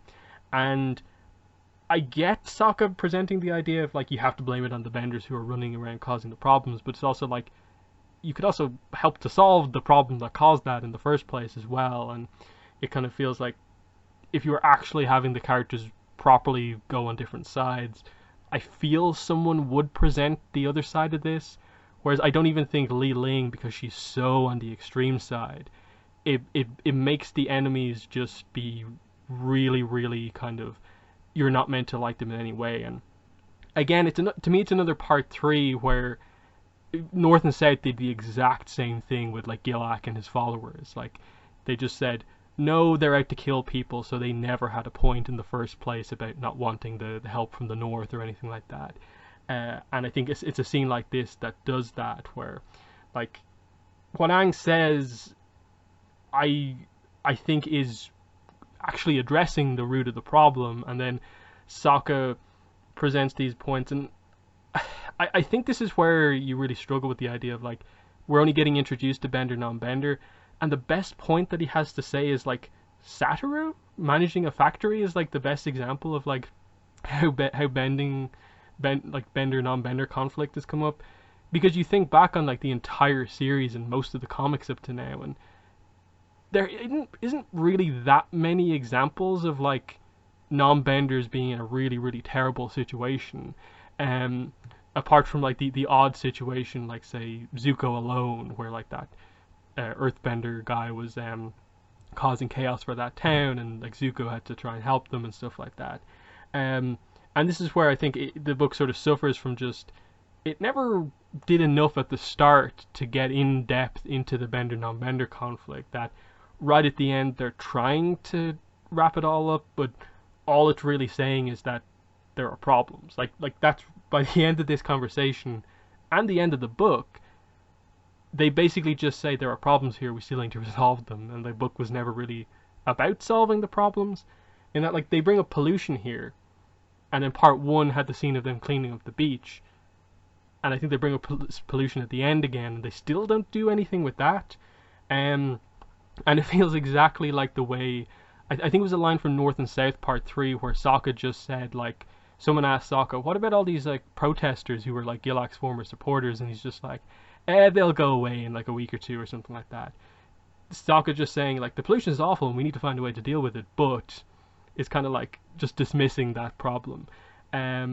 It's another one of those kind of scenes where like in isolation it seems like great, Sokka's presenting an amazing point here, but he's not really saying all that much. But I don't know, do you have any more thoughts on this kind of important kind of middle of the book conversation? Yeah, no, I think it definitely is a lot sort of deeper than sort of what he's sort of outlining right here. I think he seems to really just be focusing on the issue at hand, which is just sort of, non-benders being attacked by benders because they're, slightly disgruntled at being misplaced from their jobs. But, it's the whole idea of them being misplaced, which is causing them to sort of think this way in the first place. So, I mean, I think they have the idea overall in the book that this is a larger thing. And, of course, we know from Korra that it is a larger thing and that there is more to be done with the resolution of things, but they're not, at this point in the story, they're not quite at that, at that sort of pass where they can sort of, determine that thing. And yet they only give sort of like one example. I mean, I guess, there are probably other, advancements that have helped, as far as just sort of like the city in general and just, maybe transportation or just sort of how, the city operates just from like, a base level, which is,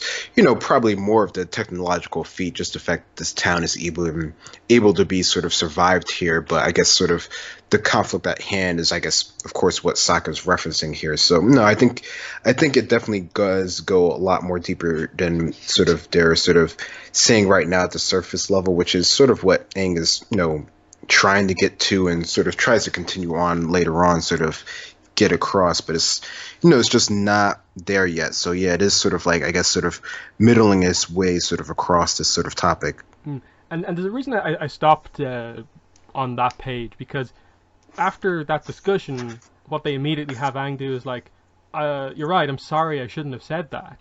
And it's like, Sokka's not like 100% right in this situation, and like Aang's not like wrong. I feel it's another situation where once again, like, Aang is not allowed to have like a decent opinion in this book for some reason.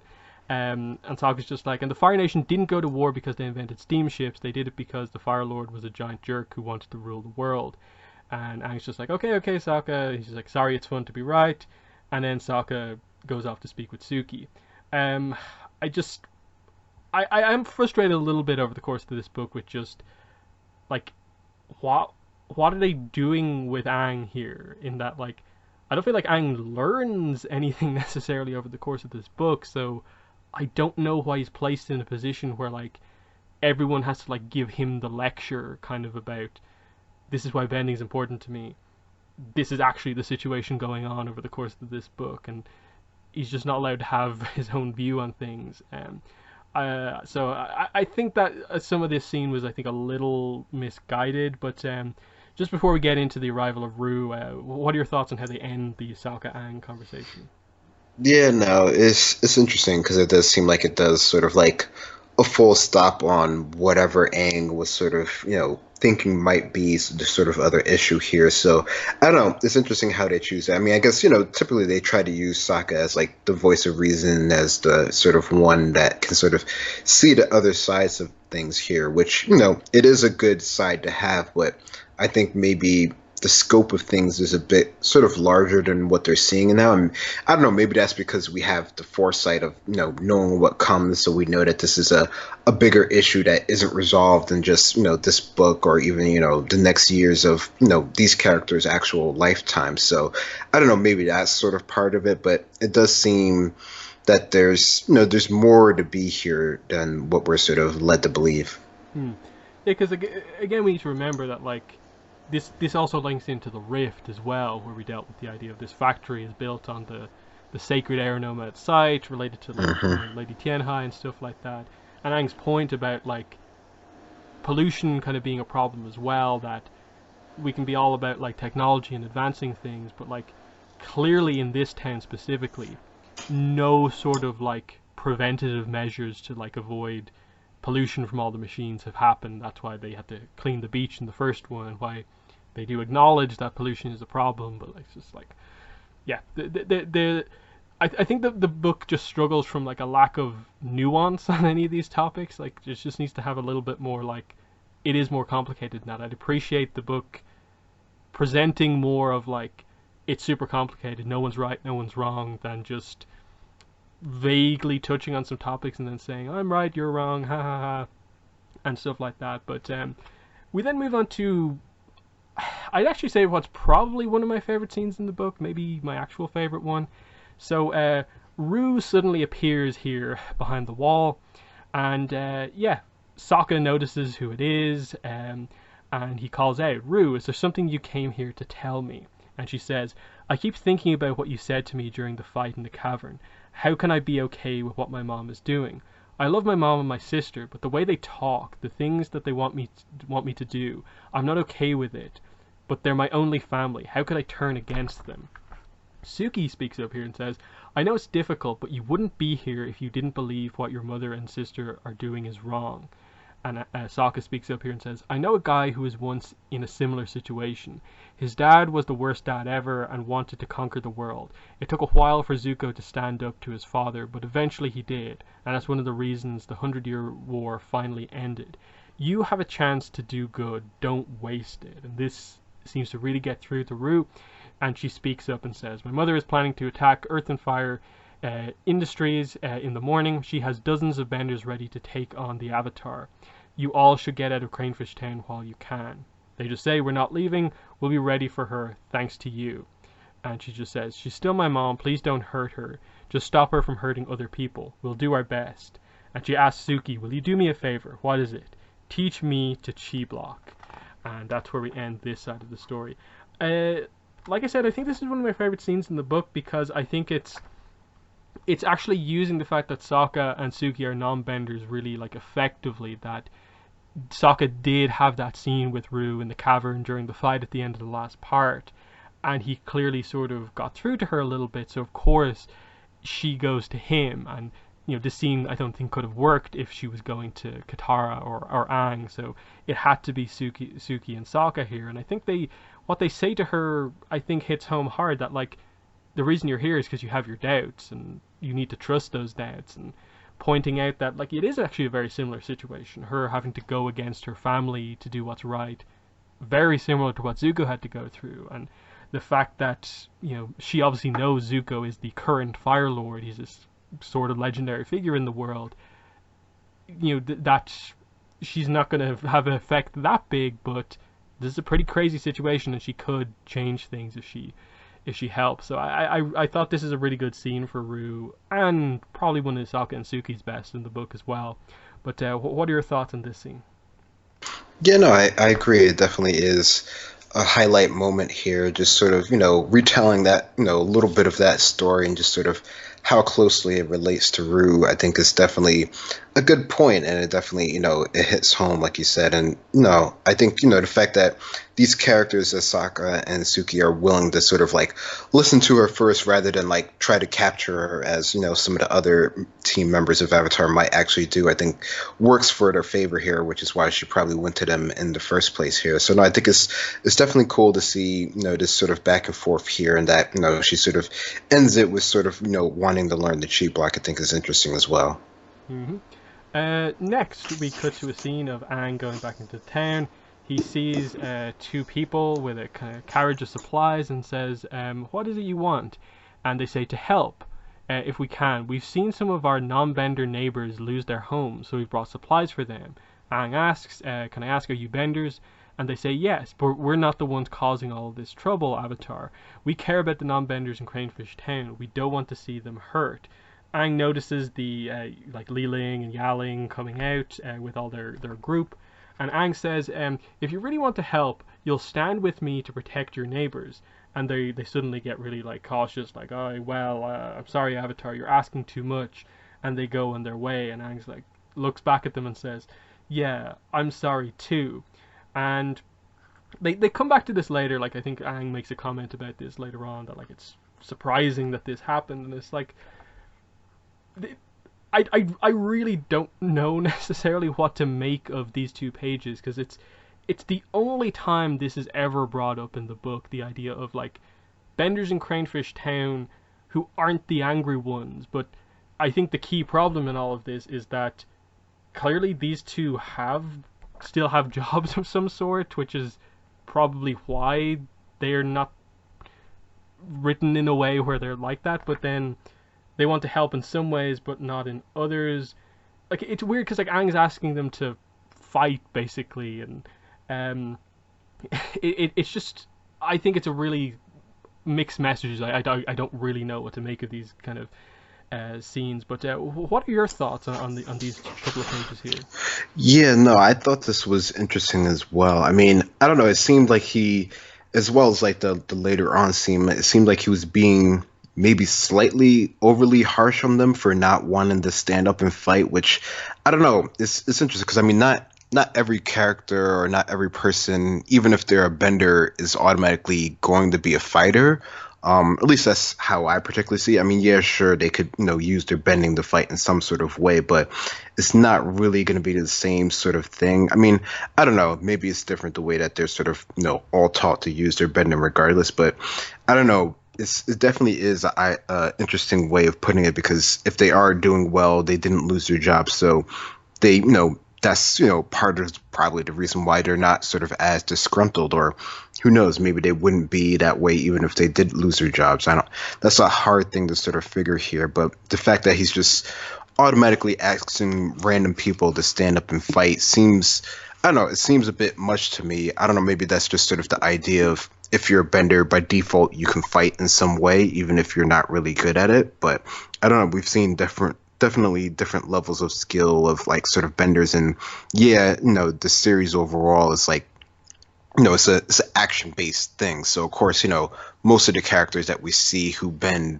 are going to be pretty decently at it, but they're not all going to be sort of spectacular at it. So I don't know, it definitely seemed like a odd one. I mean, they still seem like they do go on to sort of help, so it's not like they're not doing nothing at all, but I don't know, maybe it's just not enough for Aang and the other people.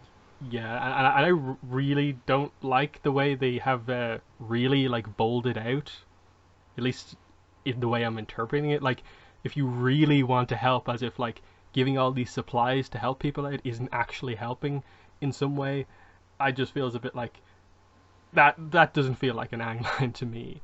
I get you're trying to have Aang in this sort of position where he's still figuring things out, but Hmm. it feels like a step too far. Whatever they're trying to kind of say with this too, like he's super disappointed that not everyone will like stand up to fight and stuff like this. Like you say, like not every bender is a fighter. And I think clearly these two are like merchants of some sort or something like that. They might know how to do some bending, but I doubt it's probably super heavy combat bending where they'd be confident enough in fighting other benders.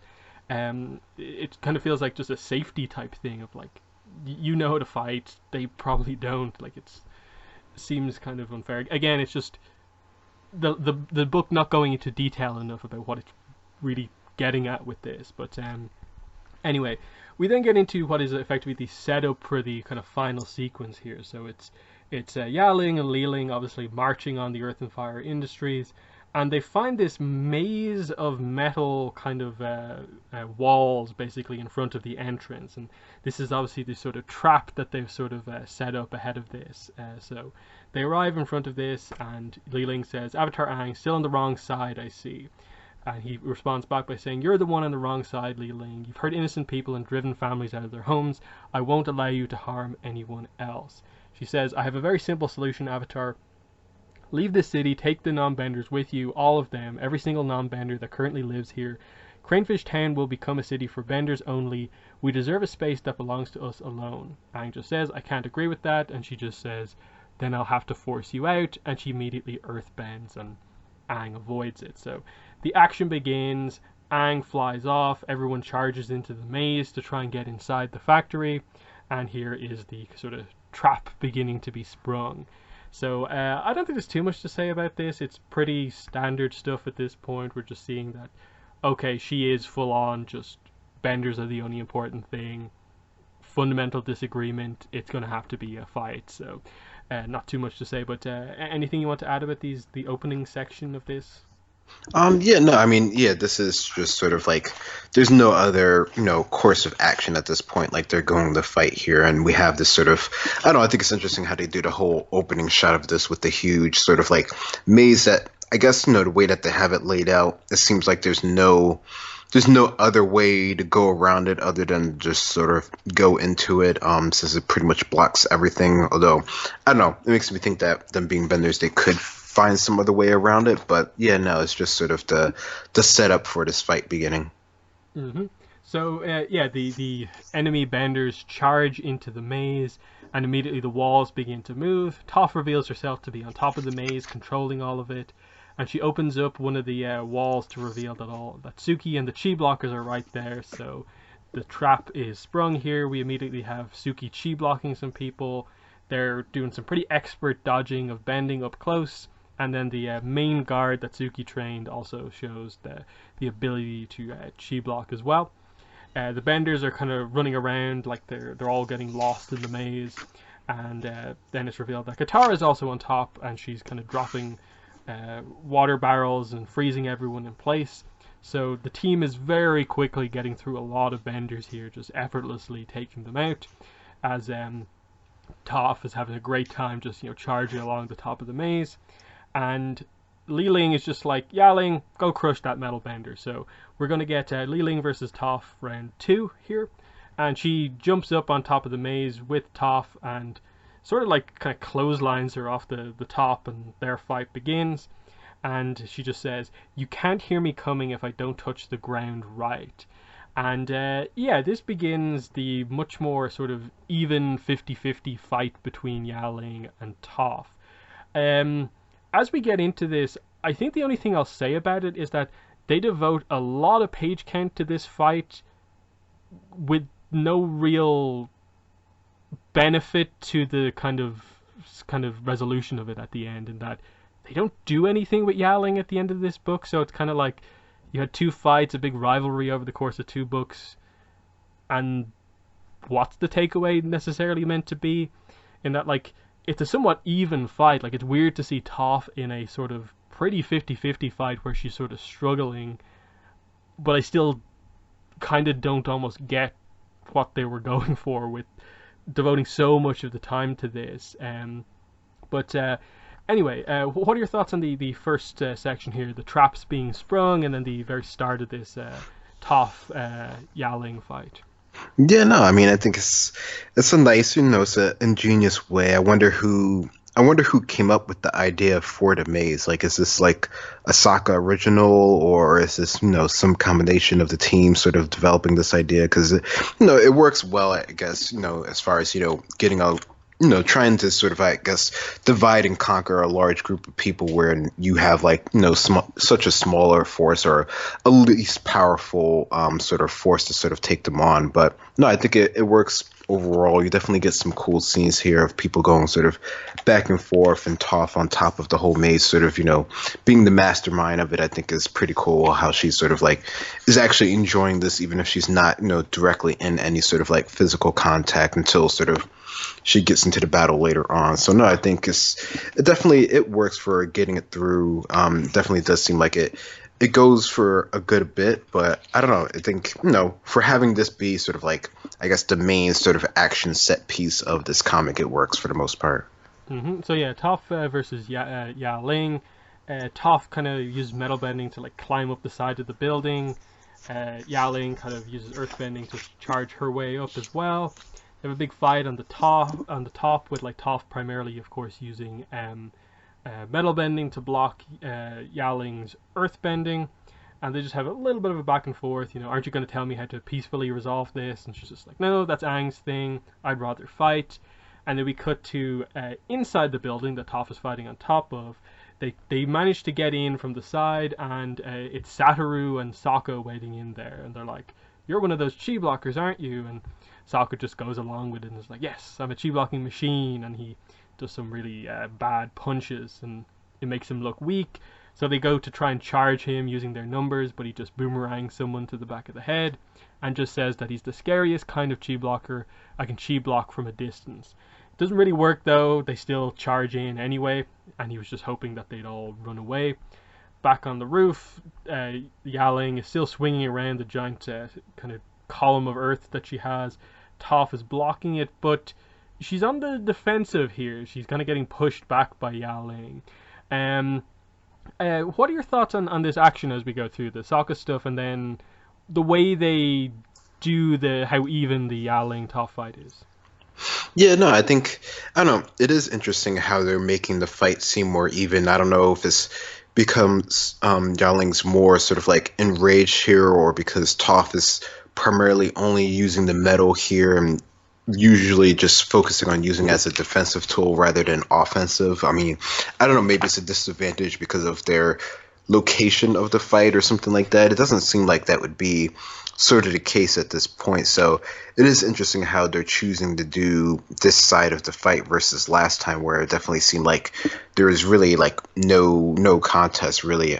So that's definitely interesting. But yeah, no, it's fun seeing Saka sort of doing his typical thing of trying to bluff his way through a fight and doing a little bit, but really not having sort of like a larger plan overall. So that's sort of in line with what he would normally do, I think. Hmm. Obviously, these two battles are sort of connected. Obviously, one's fighting inside, one's fighting on the roof. The two of them crash through the roof, and Toph has a earth glove on, and she uses that to sort of glide down a kind of metal wire, and she talks about how metal lines, these could be useful as a very early setup for metal bender police officer, kind of metal wires. So other benders charge in, but she just effortlessly puts up a metal wall to block them off. And yeah, we're going to get another section of this Yaling Toph fight as we continue. Um, yeah, any thoughts on this setup here for the metal lines? I suppose is the main thing in these two pages.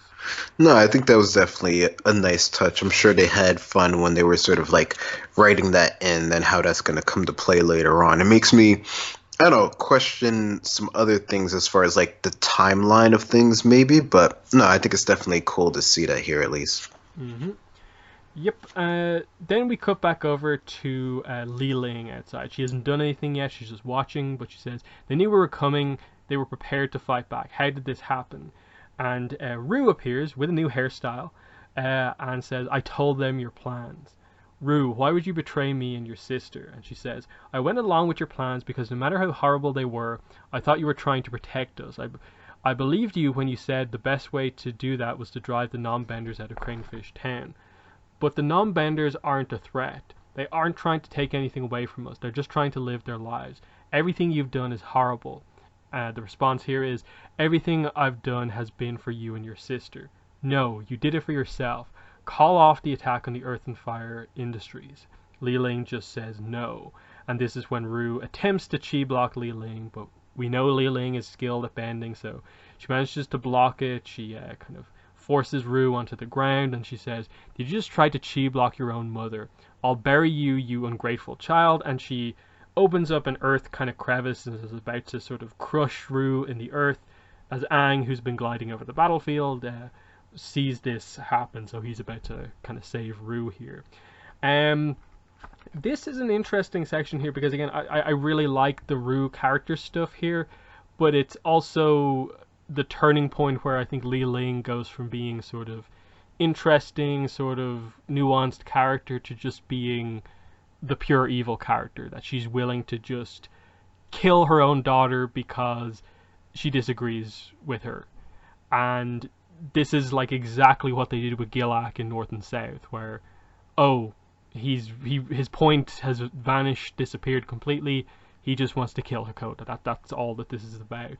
And if it felt like they did the same thing again with Li Ling here, and so it's this great scene for Rue, but it's also a scene where I think they took the easy way out with Li Ling by just having it be like, oh, she's another crazy bad character that there's no discussion to be had here really about what's going on here. But in general, I do like the scene. I just wish they hadn't taken that route with Li Ling necessarily, given that there was actually a decent motivation presented in a few scenes ago. But what are your thoughts on this confrontation between mother and daughter? Yeah, no, I mean, it's interesting. I mean, I think it's definitely cool to see Rue here and sort of come to terms and really sort of stand up to her mother. I mean, it doesn't quite work out as well as you might sort of think because she's just not quite on the same level as her mom as far as like abilities goes wise. I mean, she did only just learn chi blocking last night, so it's not too surprising that she's able to sort of counter that pretty quickly. Although it does seem she goes, I mean, I guess Li Ling, you can see that she's pretty much gone off the end at this point when she's, crushing her own daughter in the ground at this point here. So no, I think it's definitely, I guess, highlight and a sad and a sort of interesting part of this book when this sort of comes to pass here, and just to see, this is Rue finally sort of accepting things need to be sort of different here, especially with I guess like you mentioned, this sort of hairstyle is a good character visual way of seeing the difference in their sort of thinking finally. hmm we cut back to the Yaling Toph fight. Yaling fires a rock at Toph. She uses the whip to actually smash through it, and then she whips it around Yaling's arm. But then I believe Yaling does a pretty cool movement on the ground to make the earth under Toph crumble. She falls back, so the wire hasn't worked out particularly well for Toph here. Yaling is standing over Toph here, about to kind of crush Toph, it seems like. What a disappointment you are. I can't believe the so-called greatest bender in the world would be stupid enough to side with a bunch of non-benders. We're better than them. And Toph says, I'd never be stupid enough to think I'm better than him just because I'm a bender and he's not. And she's like, what are you talking about?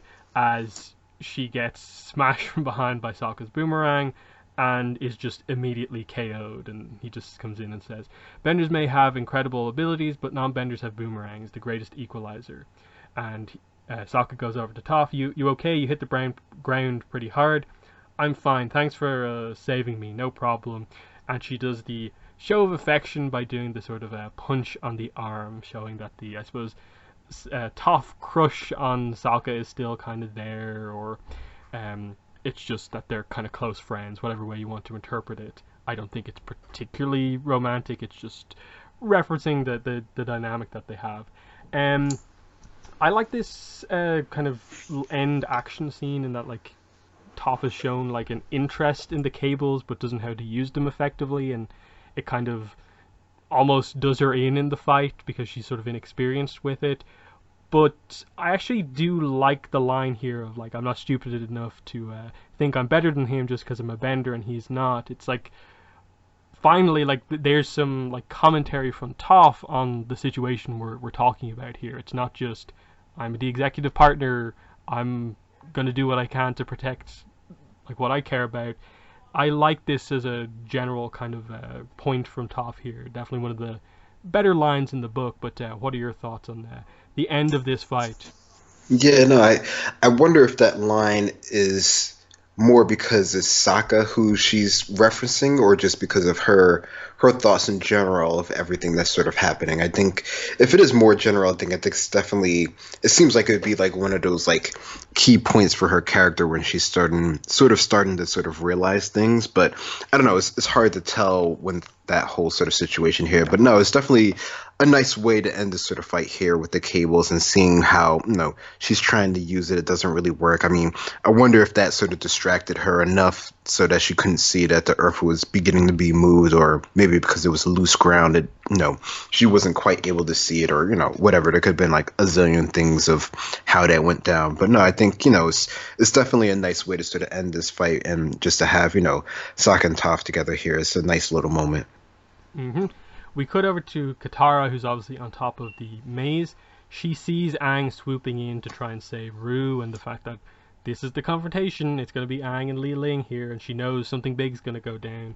And we see that Li Ling is about to completely bury Rue underneath, as Rue says, Mom, please no. Aang does rush in time to airbend, kick Li Ling away, and get Rue out. He just says, Rue, I've got you, are you okay? And she's like, yes. But Li Ling appears holding a giant boulder about to crush them and says, it doesn't matter what you do, Avatar, my message will spread to the benders of the world. It'll eat up every part of this city as other benders stand up for their rights and drive out the non-benders. Maybe you'll win this battle, but you can't stop the coming war. And he just says, at least I can stop you. He goes into the Avatar state, crushes the rock that she's holding, uses some nearby water to freeze her in it, and it looks like he's about to go straight for the take bending away moment, as Katara rushes in saying, Aang, don't, and Rue actually says, do it, it's the only way she'll understand. And Katara says, if you're going to take away her bending, make sure it's for the right reasons, not because it seems like an easy solution or because you're angry she's hurt people. Make sure you know why you're doing this. And he comes out of the Avatar state and makes the decision to not take her bending away. We'll cover what he says afterwards, but just the decision being made here in this moment. I, I think it was the obvious way they were going to go with this. I don't think Leeling was ever going to get her bending taken away. I don't think Aang was ever in a situation like this going to make that decision. I don't like that we kind of had to last minute have Katara show up to sort of like force Aang to think about it last minute, as if he was just going to like super emotionally react and do it just because it was the what was happening here in this moment. I don't think this was like almost like serious enough of a moment to kind of require that. This I think Aang could have just figured out on his own. I think it would have been more meaningful for Aang to just make up his mind on his own rather than do it after Katara said that to him.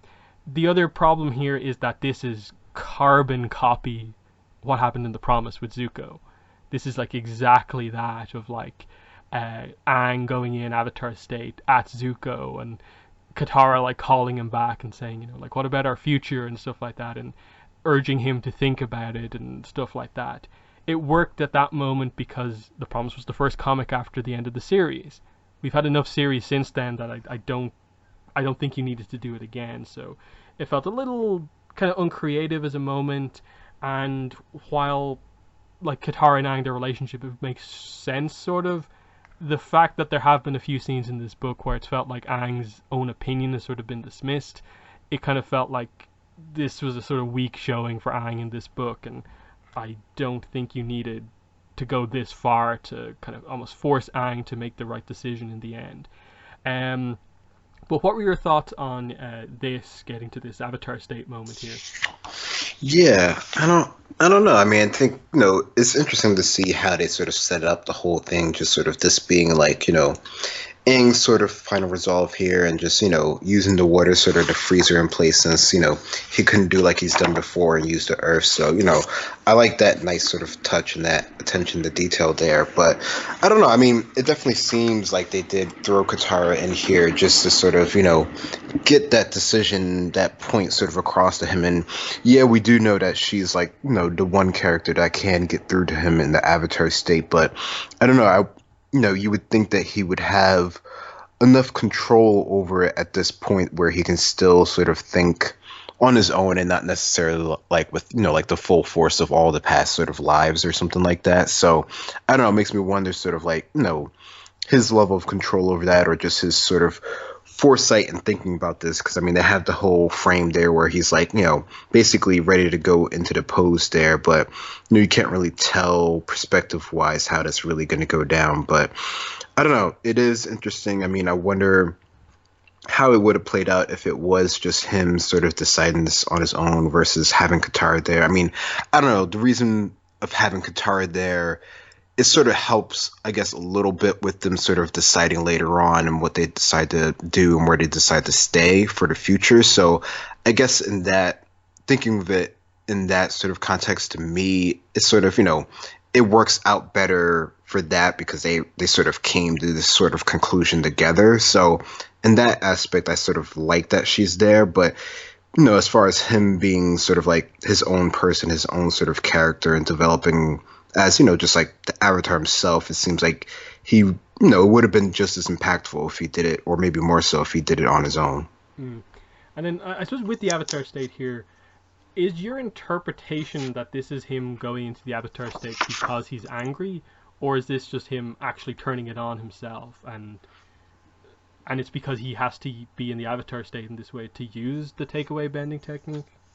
Yeah, see, that's the interesting part because I thought that he sort of activated himself. Like, it doesn't seem like the situation warrants, like, like the defense mechanism that we're always sort of talking about. Like, it doesn't seem like, it seems like he has control over things. I mean, yeah, he still has the same, it's illustrated in the same sort of way that could go either way, but it doesn't seem like he's out of control or anything like that. Like, he's using actual techniques rather than like, using all of the elements combined at one time. Like, the threat level here doesn't seem as high as it has been in the past. So that's why I wouldn't think that is sort of the defense mechanism. I mean, he is defending a person, but not in that sort of way. At least that's how I take it. Yeah, like it is my interpretation. Yeah, like you say that it's just he needs to be in the avatar state to do the technique. That's how we've always seen it performed. The glow has to be on the entire time. That's how it works. And he just goes into it beforehand and uses those bending techniques. But none of what he does is like particularly like avatar state assisted. Like I don't think Aang needs the avatar state to break that boulder. He doesn't need the avatar state to do that level of water bending. So I think it's another reason why, like, don't make it because it seems like the easy solution or because you're angry, she's hurt people. I think through Katara, they're almost implying that, like, she sees it as he's in the Avatar state through his emotions, through his anger, and that he's potentially making this decision just because it seems like the obvious solution. And that's definitely where I sort of have the issue because I'm just like, most characters didn't really let Aang kind of form his opinion or anything like that. So, um, I definitely think this could have been better. I don't really think Katara needed to be here necessarily. I think it would have been more meaningful if she just watched from the distance and like saw him actually just do it on his own. Whereas like in the promise, like she needed to Been be there cool. to help him. Whereas here he does it on his own, and it shows that growth. It shows that she doesn't need to sort of watch over him with everything, every decision that he does. Whereas it's kind of getting to that point a little bit now, where it's just like, can I make a decision without needing like Katara to sort of like emotionally like almost like guilt him into making a different decision?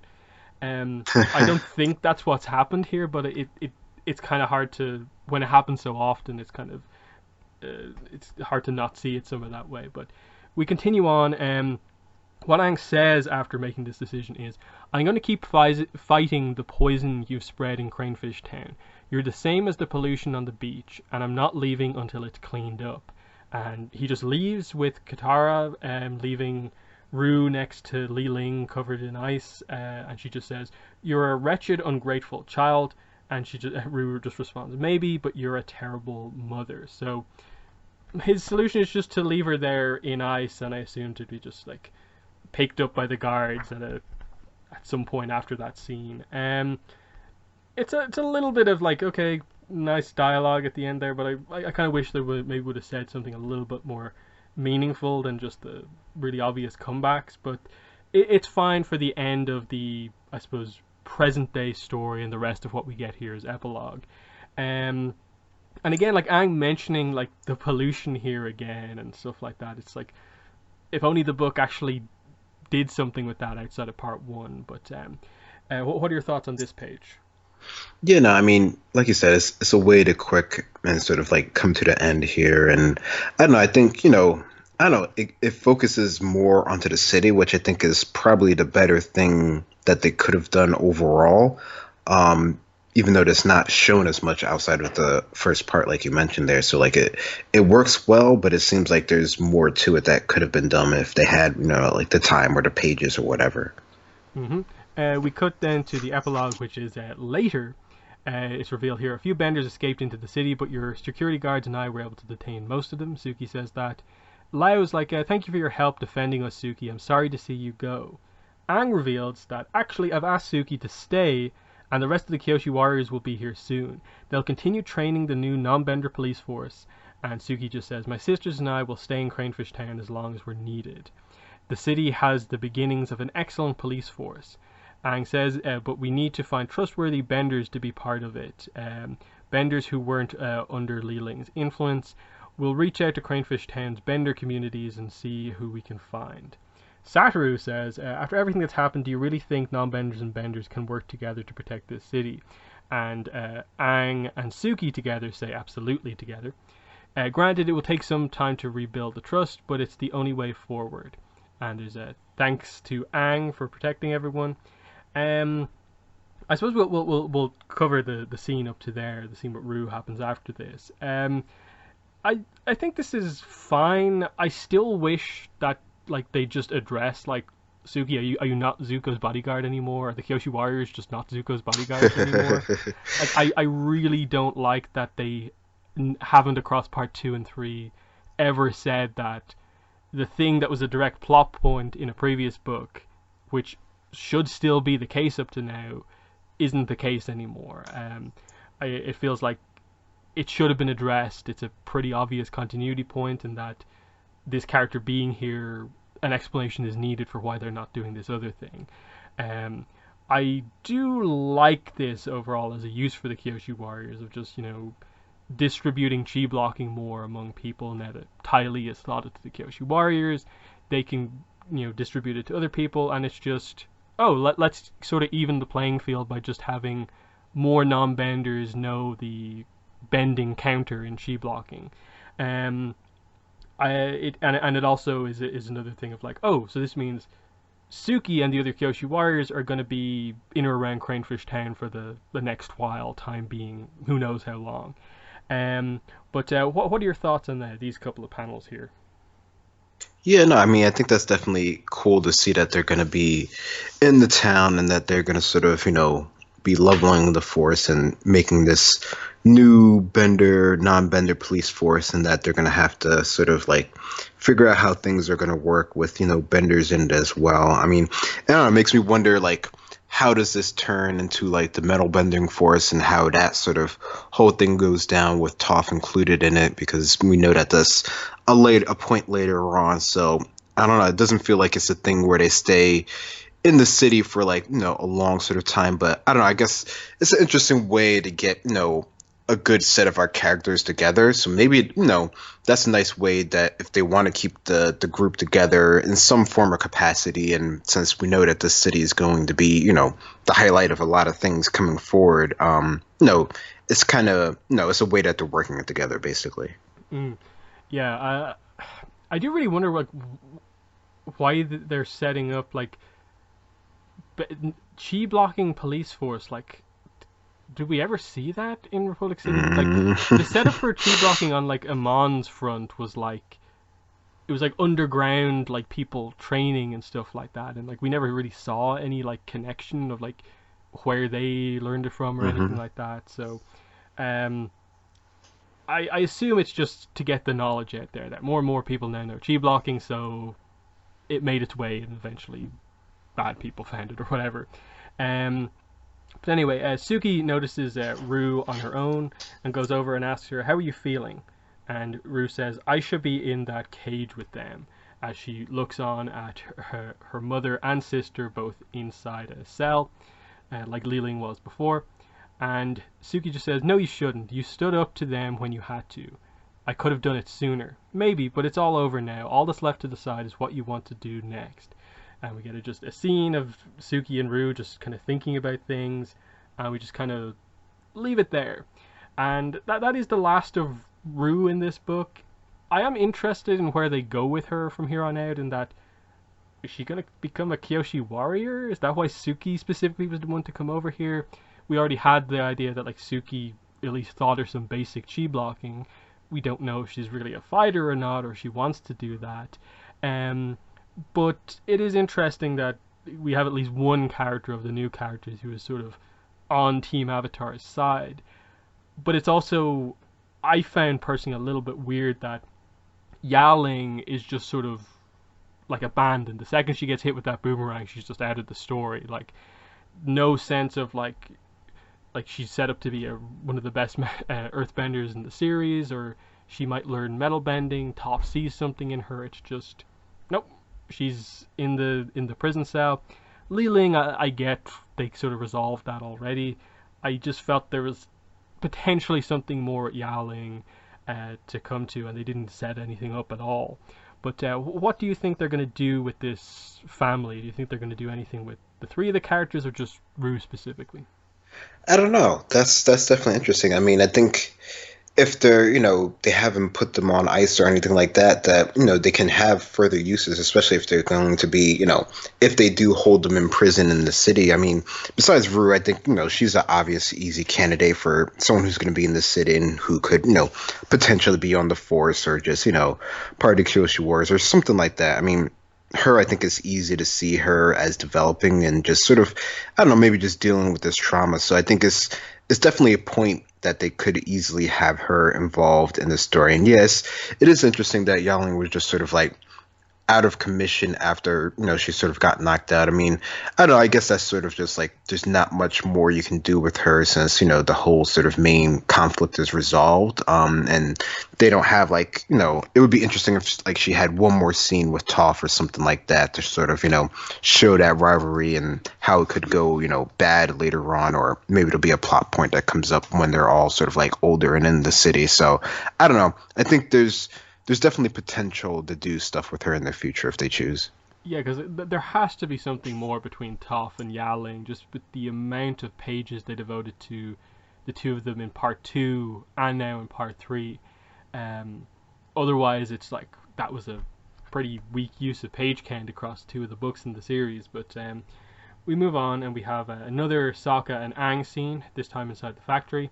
Sokka says, "Tough day, huh? Yeah. The last time we were in this area, a spirit was threatening the humans who lived here. I chose to protect the humans. There was a divide between humans and spirits. I wasn't able to bridge that divide. I failed. Now there's a divide between benders and non-benders. I'm not sure how to fix that either." Sokka says, "Hey, you bridged the divide. You bridged that divide with me, didn't you? You're a bender, I'm a non-bender, and we're friends. It gives you a little bit of hope, doesn't it?" Yes, a little hope. Um, I really don't like this scene.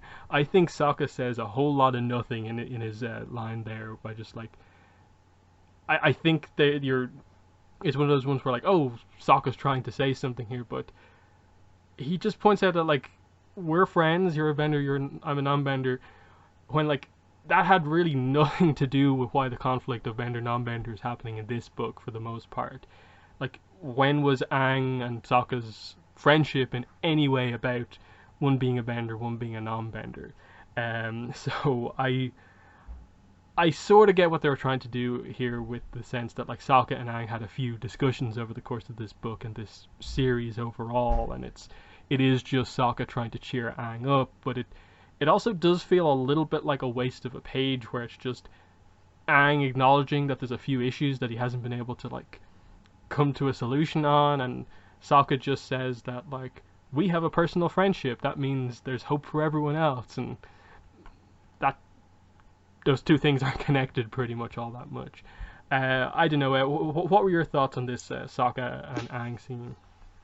I don't know. Maybe it's just sort of talking about sort of the sort of, idea and larger that, Sokka wasn't so keen on benders in general, just from the outset. I mean, granted, he didn't have like the greatest exposure to it to begin with, so, that sort of skewed his vision of it like it would anyone else. But, he eventually sort of got over it, and especially, being around the group that he's around, obviously they're all sort of like amazing sort of benders, but, he has his own talents as well. So I guess in that sense, I sort of see the idea. I don't think it's, they never had, it never seemed like they had the same sort of issues that, we're starting to see creep up in these towns now, where there's, legitimate sort of like, conflict that benders and non-benders are having. So I think it's, maybe it's a bit of a stretch to go that far in the comparison, but I see the idea of what they're going for here. And I don't know, I guess it's really just trying to get the point across that,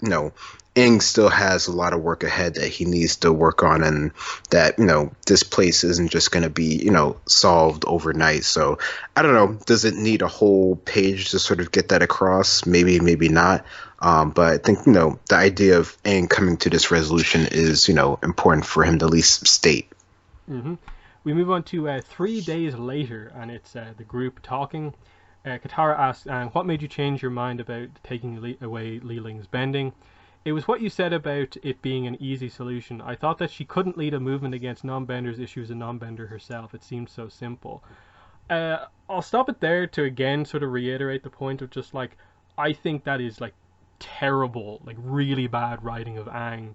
Uh, if that was meant to be what his actual like view on the subject was over the course of this book, um, I think that's really writing Aang to be sort of very just like dumb on the situation. Um, Thankfully, he follows it up by saying, "But taking her bending away wouldn't have fixed anything. It wasn't her bending that was the problem. It was her bigotry." Um, Katara then says, "It bothers me that the benders who claimed they weren't Li Ling's followers didn't do more to protect their non-bender neighbors. You asked them to fight with us and they refused. They stood by and did nothing to help. And they just leave it there.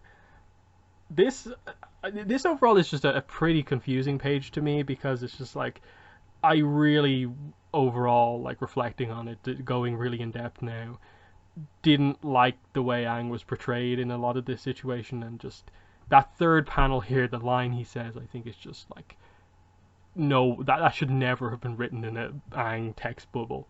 And then just leaving it as like an open statement of like, what about that thing that happened a few pages ago? What about that? And nothing really being said about it.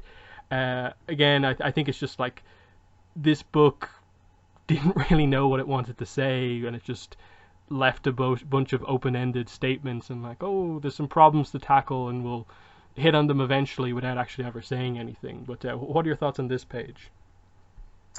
I don't know. It's interesting because I mean I see what they're going for, and it seems like he's looking at it, I don't know, almost as like a more of a surface level, and then he does go into more detail about that. The problem was her bigotry, and that it seems like he has the way that they're writing him, that he has sort of like a bigger grasp on it, that he really could have figured out on his sort of own here. So I don't know. It is interesting the way that they're sort of trying to sort of say, his thought process throughout this whole thing. But he's realizing that there's more to it, and the whole idea. We have Qatar here mentioning how the benders didn't do more to help their non-benders, the ones that weren't part of the conflict. Which is, I don't know, did they not do any of the aid that they did seem like they were bringing? I mean, that does seem like they did some help. They didn't. I mean, they didn't. They weren't in the battle or anything like that. But I don't know. It seems like just the same thing that we're saying before, that not everyone's going to be thrown to the battle of things. And all our characters here are like hardened fighters and veterans of trying to save the world. So I don't know, maybe that's just from their perspective of being ones that are always willing to jump into things in front of things before anything else is going on, versus other normal people who that's not their first instinct to do. So I don't know, maybe that's a bit sort of harsh here, but they try to leave this, I guess, sort of open-ended in a way that is still, being developed. I don't know. It's interesting. Mm-hmm.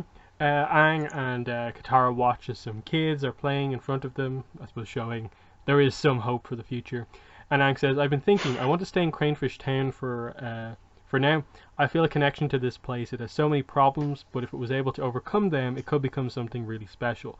Maybe we could stay put for a while, if that's okay with you. And Katara says, I agree, this city needs you. And Aang says, I think it needs us. So cute little scene there. And then final page, we just get Aang saying, I also think the city needs a better name. I'll get Sokka on that right away, is Katara's answer.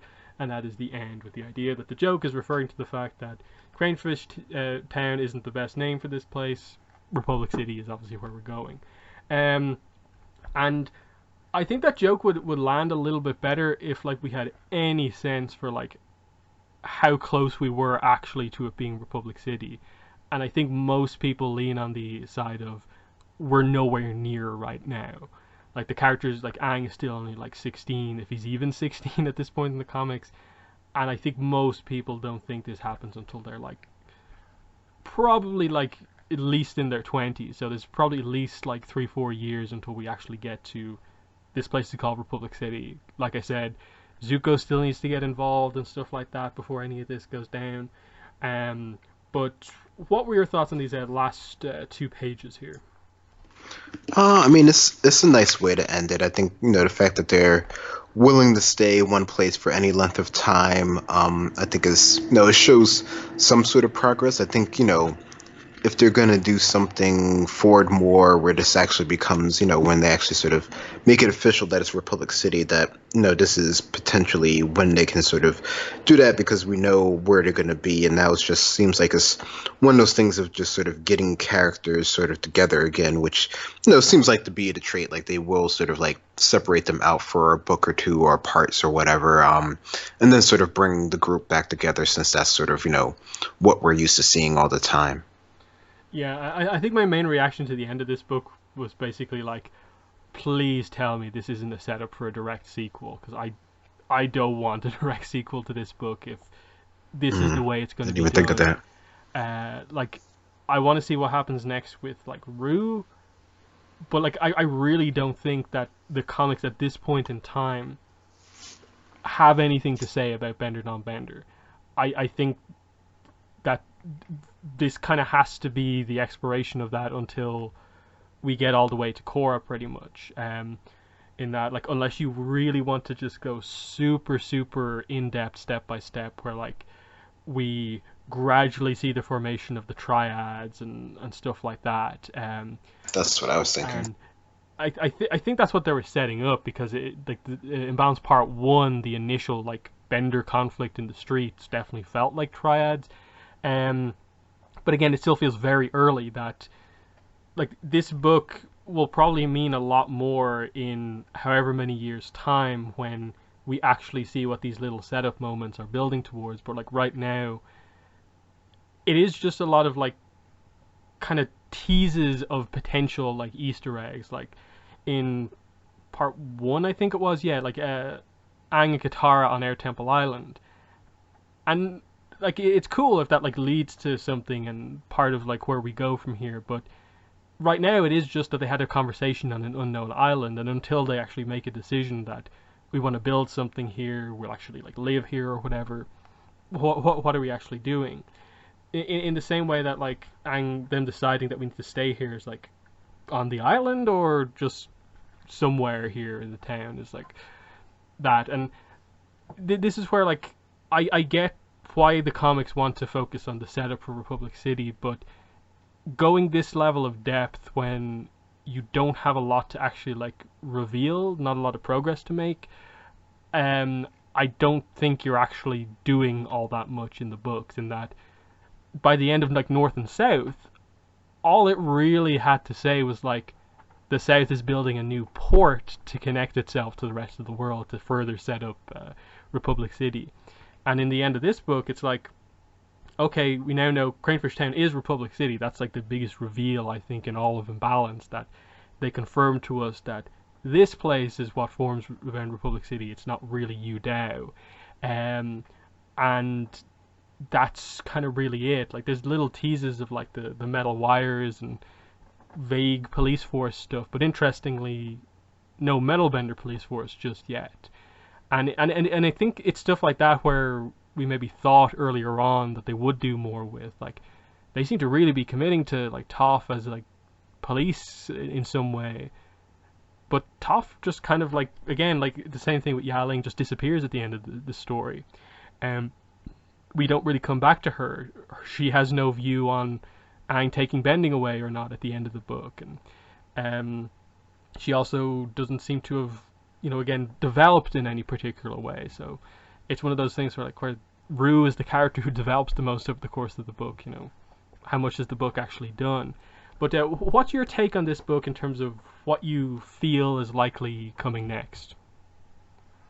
That's a good one. I mean, I don't know. I didn't even think of the idea of them sort of doing like an immediate sort of follow up to this. I don't know. It doesn't feel to me at least that there's enough to warrant like immediate follow up of what's sort of happening in the city. I mean, yeah, there's stuff that they could do with the business council, and there's it's clearly there's still issues in Cranefish Town that need to sort of be resolved. But is it at the level where they needed to dedicate a whole whole arc, a whole book series to it? I don't know. I don't quite feel that. I mean, I'm sure there's stuff that can be written that I haven't even sort of thought of that could be pretty cool, but it doesn't feel like that's enough to me, and that it would be, I don't know, it would be better off at this point moving along to some point where we see some things start to develop. I mean, I don't, maybe we're not quite ready to really have it named to be Republic City, or to have sort of the triad sort of developed. But it seems like they've dropped enough hints to where we can see that stuff sort of coming into play, so that it could be coming up to that point, maybe like right before the triads and that sort of issue, because it seems like the city is only sort of growing, and it seems like it's getting more and more organized, and we know various characters have, a role in that sort of development that, could be seen to be coming up pretty soon. Mm, yeah, like I hope it isn't just a direct sequel, but I think it's because of the amount of content that this book ultimately covered. That's why I actually feel that they may actually be going in the direction of a direct sequel, in that Hmm. they didn't really say anything ultimately about Bender non-Bender. In that the the conclusion at the end of the book is just that like Aang really doesn't know how to tackle this, and Sokka's just like, but we're friends, so there's hope. Is the main takeaway. And then like, oh, the pollution thing is still a problem. They never touched on the is there a solution to the job situation in the place, and all this setup of like police forces and the Kyoshi warriors coming over. The fact that they directly, for like probably the first time in the comics so far, confirmed that like the group is going to be sticking around somewhere for a while, or at least Aang Katara. And it's kind of like, it feels like that's what they're going for. It would kind of be weird if they did this and then the next book is just like, oh, we're leaving Cranefish Town after they just confirmed they're staying here in the next book. Um, I would, I want them to ultimately do that, because I think we need to do some character focused arcs, and kind of move away from just Republic City setup arcs. Um, and I think the obvious one is like go back to the Fire Nation, where you have like 10 open plot points that are ready made for a book, with Azula, Key's a firebender now, May and Zuko addressing their relationship, all that sort of stuff going on in the Fire Nation is like very, very interesting. Um, and it's ultimately not really related to this stuff. And then I think most of the stuff that I think fans want to see with the characters also doesn't necessarily relate to Republic City setup stuff. In that, like I bring it up a lot of the times, but like, when does Aang find the other Sky Bison?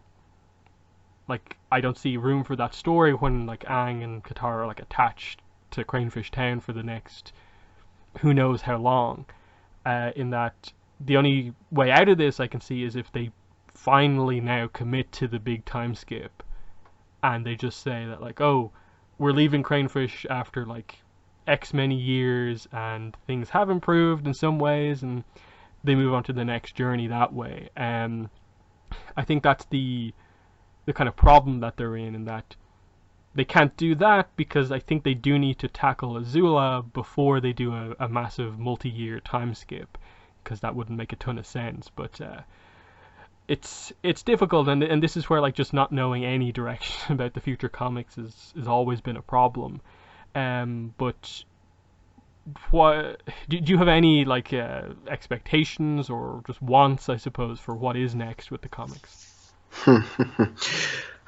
I don't know. I mean, I really just want to see them move it along. I mean, I don't know. I mean, I guess if they do stay in the town, that wouldn't be sort of the worst thing, since we know this is where things aren't going to be developing, happening. I mean, I think they can still do stuff in other places, even if this is going to be the focus. Because I don't know. It seems like they're putting in place, sort of a force that can also do things, sort of like a grouping. And, I'm sure Aang's going to be working to develop the whole sort of, what we see later on with the acolytes and everything. I mean, I don't know how soon or any closer we are to doing any of that stuff at this point now, but, it seems like stuff that can be put into motion now, and that, once that gets into place, he will have, I guess, sort of, the ability to do more of the journey type stuff that you're sort of mentioning now, as well as just sort of bringing other people to this location, because just just having Aang there will just naturally draw people, both good and bad,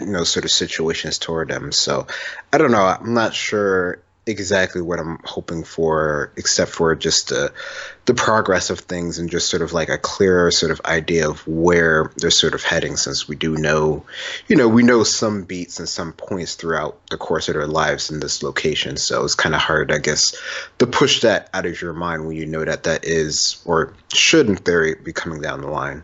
Mm, yeah, like the Republic City setup stuff is is kind of one of those things where like you need to spread it out a bit more. Like it it is getting a little much when you have just like 5 or 6 small setup moments in like the same book or across multiple books. Just because it is feeling a little bit weird that like everything is happening in like almost the same day. Like really, the day they consider renaming the place is also the day Toph discovered metal wires, and it's the same day that this was an important topic and so on. The only major fear with like Aang and Co sticking around here is just that it's going to get into the problem that like Korra comics I think are going to be in as they go forward as well, and that being that I think most people don't particularly enjoy Republic City focused stories unless you do something very specific or clever with them.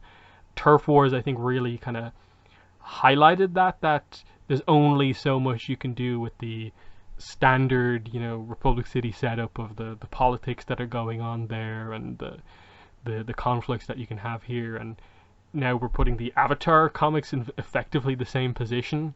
It's it's um it's making the two sets of comics kind of feel a little too similar. That Korra's base of operation is in Republic City, but now Aang's is basically there as well. Um, and both just feel like it's kind of restricting us from actually exploring the world. Now, Korra obviously feels a little bit more open in that we're probably more likely to immediately straight away go to different places and not set the stories in Republic City. And then like the reverse is happening in Avatar. We're moving from going everywhere to suddenly everything's in Cranefish Town, soon to become Republic City. And I think that's where they need to really be careful that they don't just have the next like 5 or 6 comics in a row be Cranefish Town and stuff that's just directly related to Cranefish Town. Um, that's why they need that variety, and I'd kind of be more all for doing those time skips, or even just directly like I don't think the comics have to all be one after the other in the timeline. I think you can jump around if you absolutely want to just tell a story. So you can skip ahead like 10 years, tell a story with the crew here, but then go back and maybe tell the sequel to this at a later point, and just not restrict yourself as much. I think a lot of people after this book, in the comments that I read on Reddit and so on, this was kind of the point where I really saw a lot of people just saying that like, yeah, I hope they move on to some better stuff than this. So I don't know. Well, I suppose we'll do final thoughts here. Overall, Greg, what were your thoughts on Imbalance Part 3, and I suppose Imbalance as a series as well? I mean, overall, I think it's okay. I'm not like, it's not going to be one of my top favorites of, all the comics that we've gotten so far. I think, it sets more things up, which I think is, important for them to do. And I don't know, it definitely, for the most part, it keeps most of the characters sort of in line with what they know about it. It looks, awesome, as, pretty much all of them have before. So I think, the look and design and the feel of it, I think definitely works for me as far as, the artist and everything like that goes. I think it just, I guess it's really just sort of the pace at what we're moving at this point now after the last couple of books doesn't seem, as sort of interesting to me as, it potentially could be. I think it's definitely worth reading, and definitely, note to sort of like keep it in mind. But I think there's some parts of it that I really like, and other parts that I think they just could have potentially done more with. Yeah, like the way I view it is just that like the first 2 Avatar comics we got were The Promise and The Search, which were brilliant. And the most recent 2 comics we've got have been North and South and Imbalance, which I don't think everyone agrees, but I think in general, I think more people would lean towards these 2 are 2 of the weaker ones, just purely in terms of, like you said, sort of the sort of pacing of just stuff happening is much, much slower. They really have slowed things down since Smoke and Shadow, and I don't think it's particularly helping. And then I think they've also sort of moved away from doing kind of bigger stuff with the characters, in that I think this book is actually, Imbalance is somewhat similar in structure to The Promise, in terms of like Yu Dao, Cranefish Town are actually like, similar ideas in what they deal with. The sort of conflict that you have Aang going through over the course of the book is again somewhat similar. You know, you kind of have Rue in the sort of maybe Zuko position a little bit, and other stuff going on. I just think the promise, despite being the very first Avatar trilogy, everything feels so much more impactful, eventful. There's actually stuff going on with the characters. And then I think the other point with Imbalance in general is that I think it really, really suffered from not having a subplot, not having a side plot that was dealing with something different than just Bender non-Bender. When this main plot, ultimately, they didn't have a lot to say about it, it means that the overall series didn't really have much to say either. Whereas, like, you think about the Search, and like there's so many things you can just immediately sound off about. This happened, like Azula was in it, Ursa backstory, even The Promise, which tends to be one of the more criticized books, even though I disagree with it a lot, is like um, the Promise was like a kind of almost risky writing move, but it made the book impactful because it was unexpected, but it was also huge like drama and tension over the course of that series, and they resolved it well with good character development, and we've sort of lost sight of that in this book. I'll still like acknowledge that like I think there's good writing in this book in terms of Faith Erin Hicks. I think does have a decent grasp on all of the characters, and the art is very good, and I've hoped that if they're given a better like idea for the story, that they can deliver a better overall kind of product at the end. And that I think the second that it was decided that this comic series was going to focus on Bender non-Bender issue, you knew there was only so much they could do, and I think they were hindered by that. And especially I think what's kind of also become a problem, the format of these comics, I think is often not talked about, but it is becoming a problem more and more, that every story has to be 3 books, 3 72-page books specifically, and that's all they can ever be. I don't think Imbalance needed to be 3 full books. I think you could have done this story across 2 or even 1 if you absolutely needed to. And I think of everything, that's probably the biggest thing that needs to change to allow them to tell, the writers to tell different lengths of stories. Because it's becoming a problem as we go on.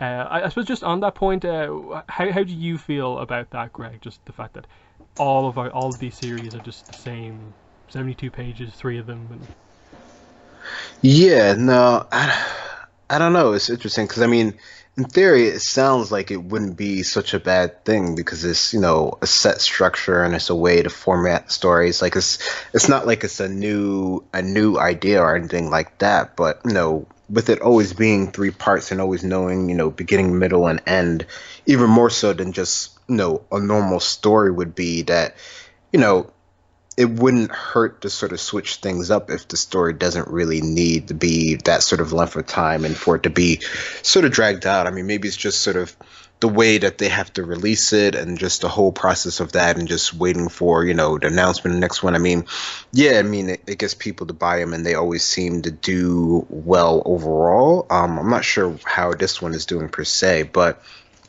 just the fact that they're doing that, I don't know if it is sort of a shorter story. I don't think it wouldn't be sort of the end of the world if they did like a whole story in just one sort of part. Like it doesn't, maybe one of the stories that they use to sort of fill out, sort of one of the issues that are in the city doesn't require. Maybe it is, if you are going to do sort of like one story without any subplot, like you mentioned that there should have been in this one, maybe all it needs is just one book or 2 parts just to tell that, specific, highly focused story, and then you can move on to the next part. hmm and yeah, the only other thing I think to add to that is just that we do only get one comic series for like ATLA or Korra a year. So Imbalance was a year's worth of Avatar comics, and I think a lot of people would ultimately come down and say, like, were you happy with this as the year of Avatar comics? And not especially. That what did we really learn from in the universe basically by the end of Imbalance that we didn't know at the very start? and there's not that much really. Um, that's sort of the problem here with the pacing and the direction and the fact that people get more excited about like an image of Iroh meeting Katara when she's older with two of the kids than the entirety of like 216 pages of comic. It's like, you know, can we acknowledge where we want to go, what the fans want, and you know, you can tell these stories without it just being, you know, fan service, because it makes sense. That's why we want to know those stories. So yeah, it's a weird one in that, like, I don't hate this comic as much as I was like super critical on it, and I know I was super critical on it. I still enjoy reading these books when they come out. It's just that Imbalance has kind of put me in this situation where I'm now really worried about the announcement for the next Avatar comic. That if it's not the right story, it's just another year of not a lot's going to happen, when so much could happen, as evidenced by the likes of The Promise, The Search, The Rift, even Smoke and Shadow. I hope we get back to that rather than stories like this. So my final take is just that this is the weakest comic, but I don't think it's awful in that way. I think it's I think it's better than Turf Wars, probably, just about, but that's not saying all that much. So yeah, that's been the review for Imbalance Part 3.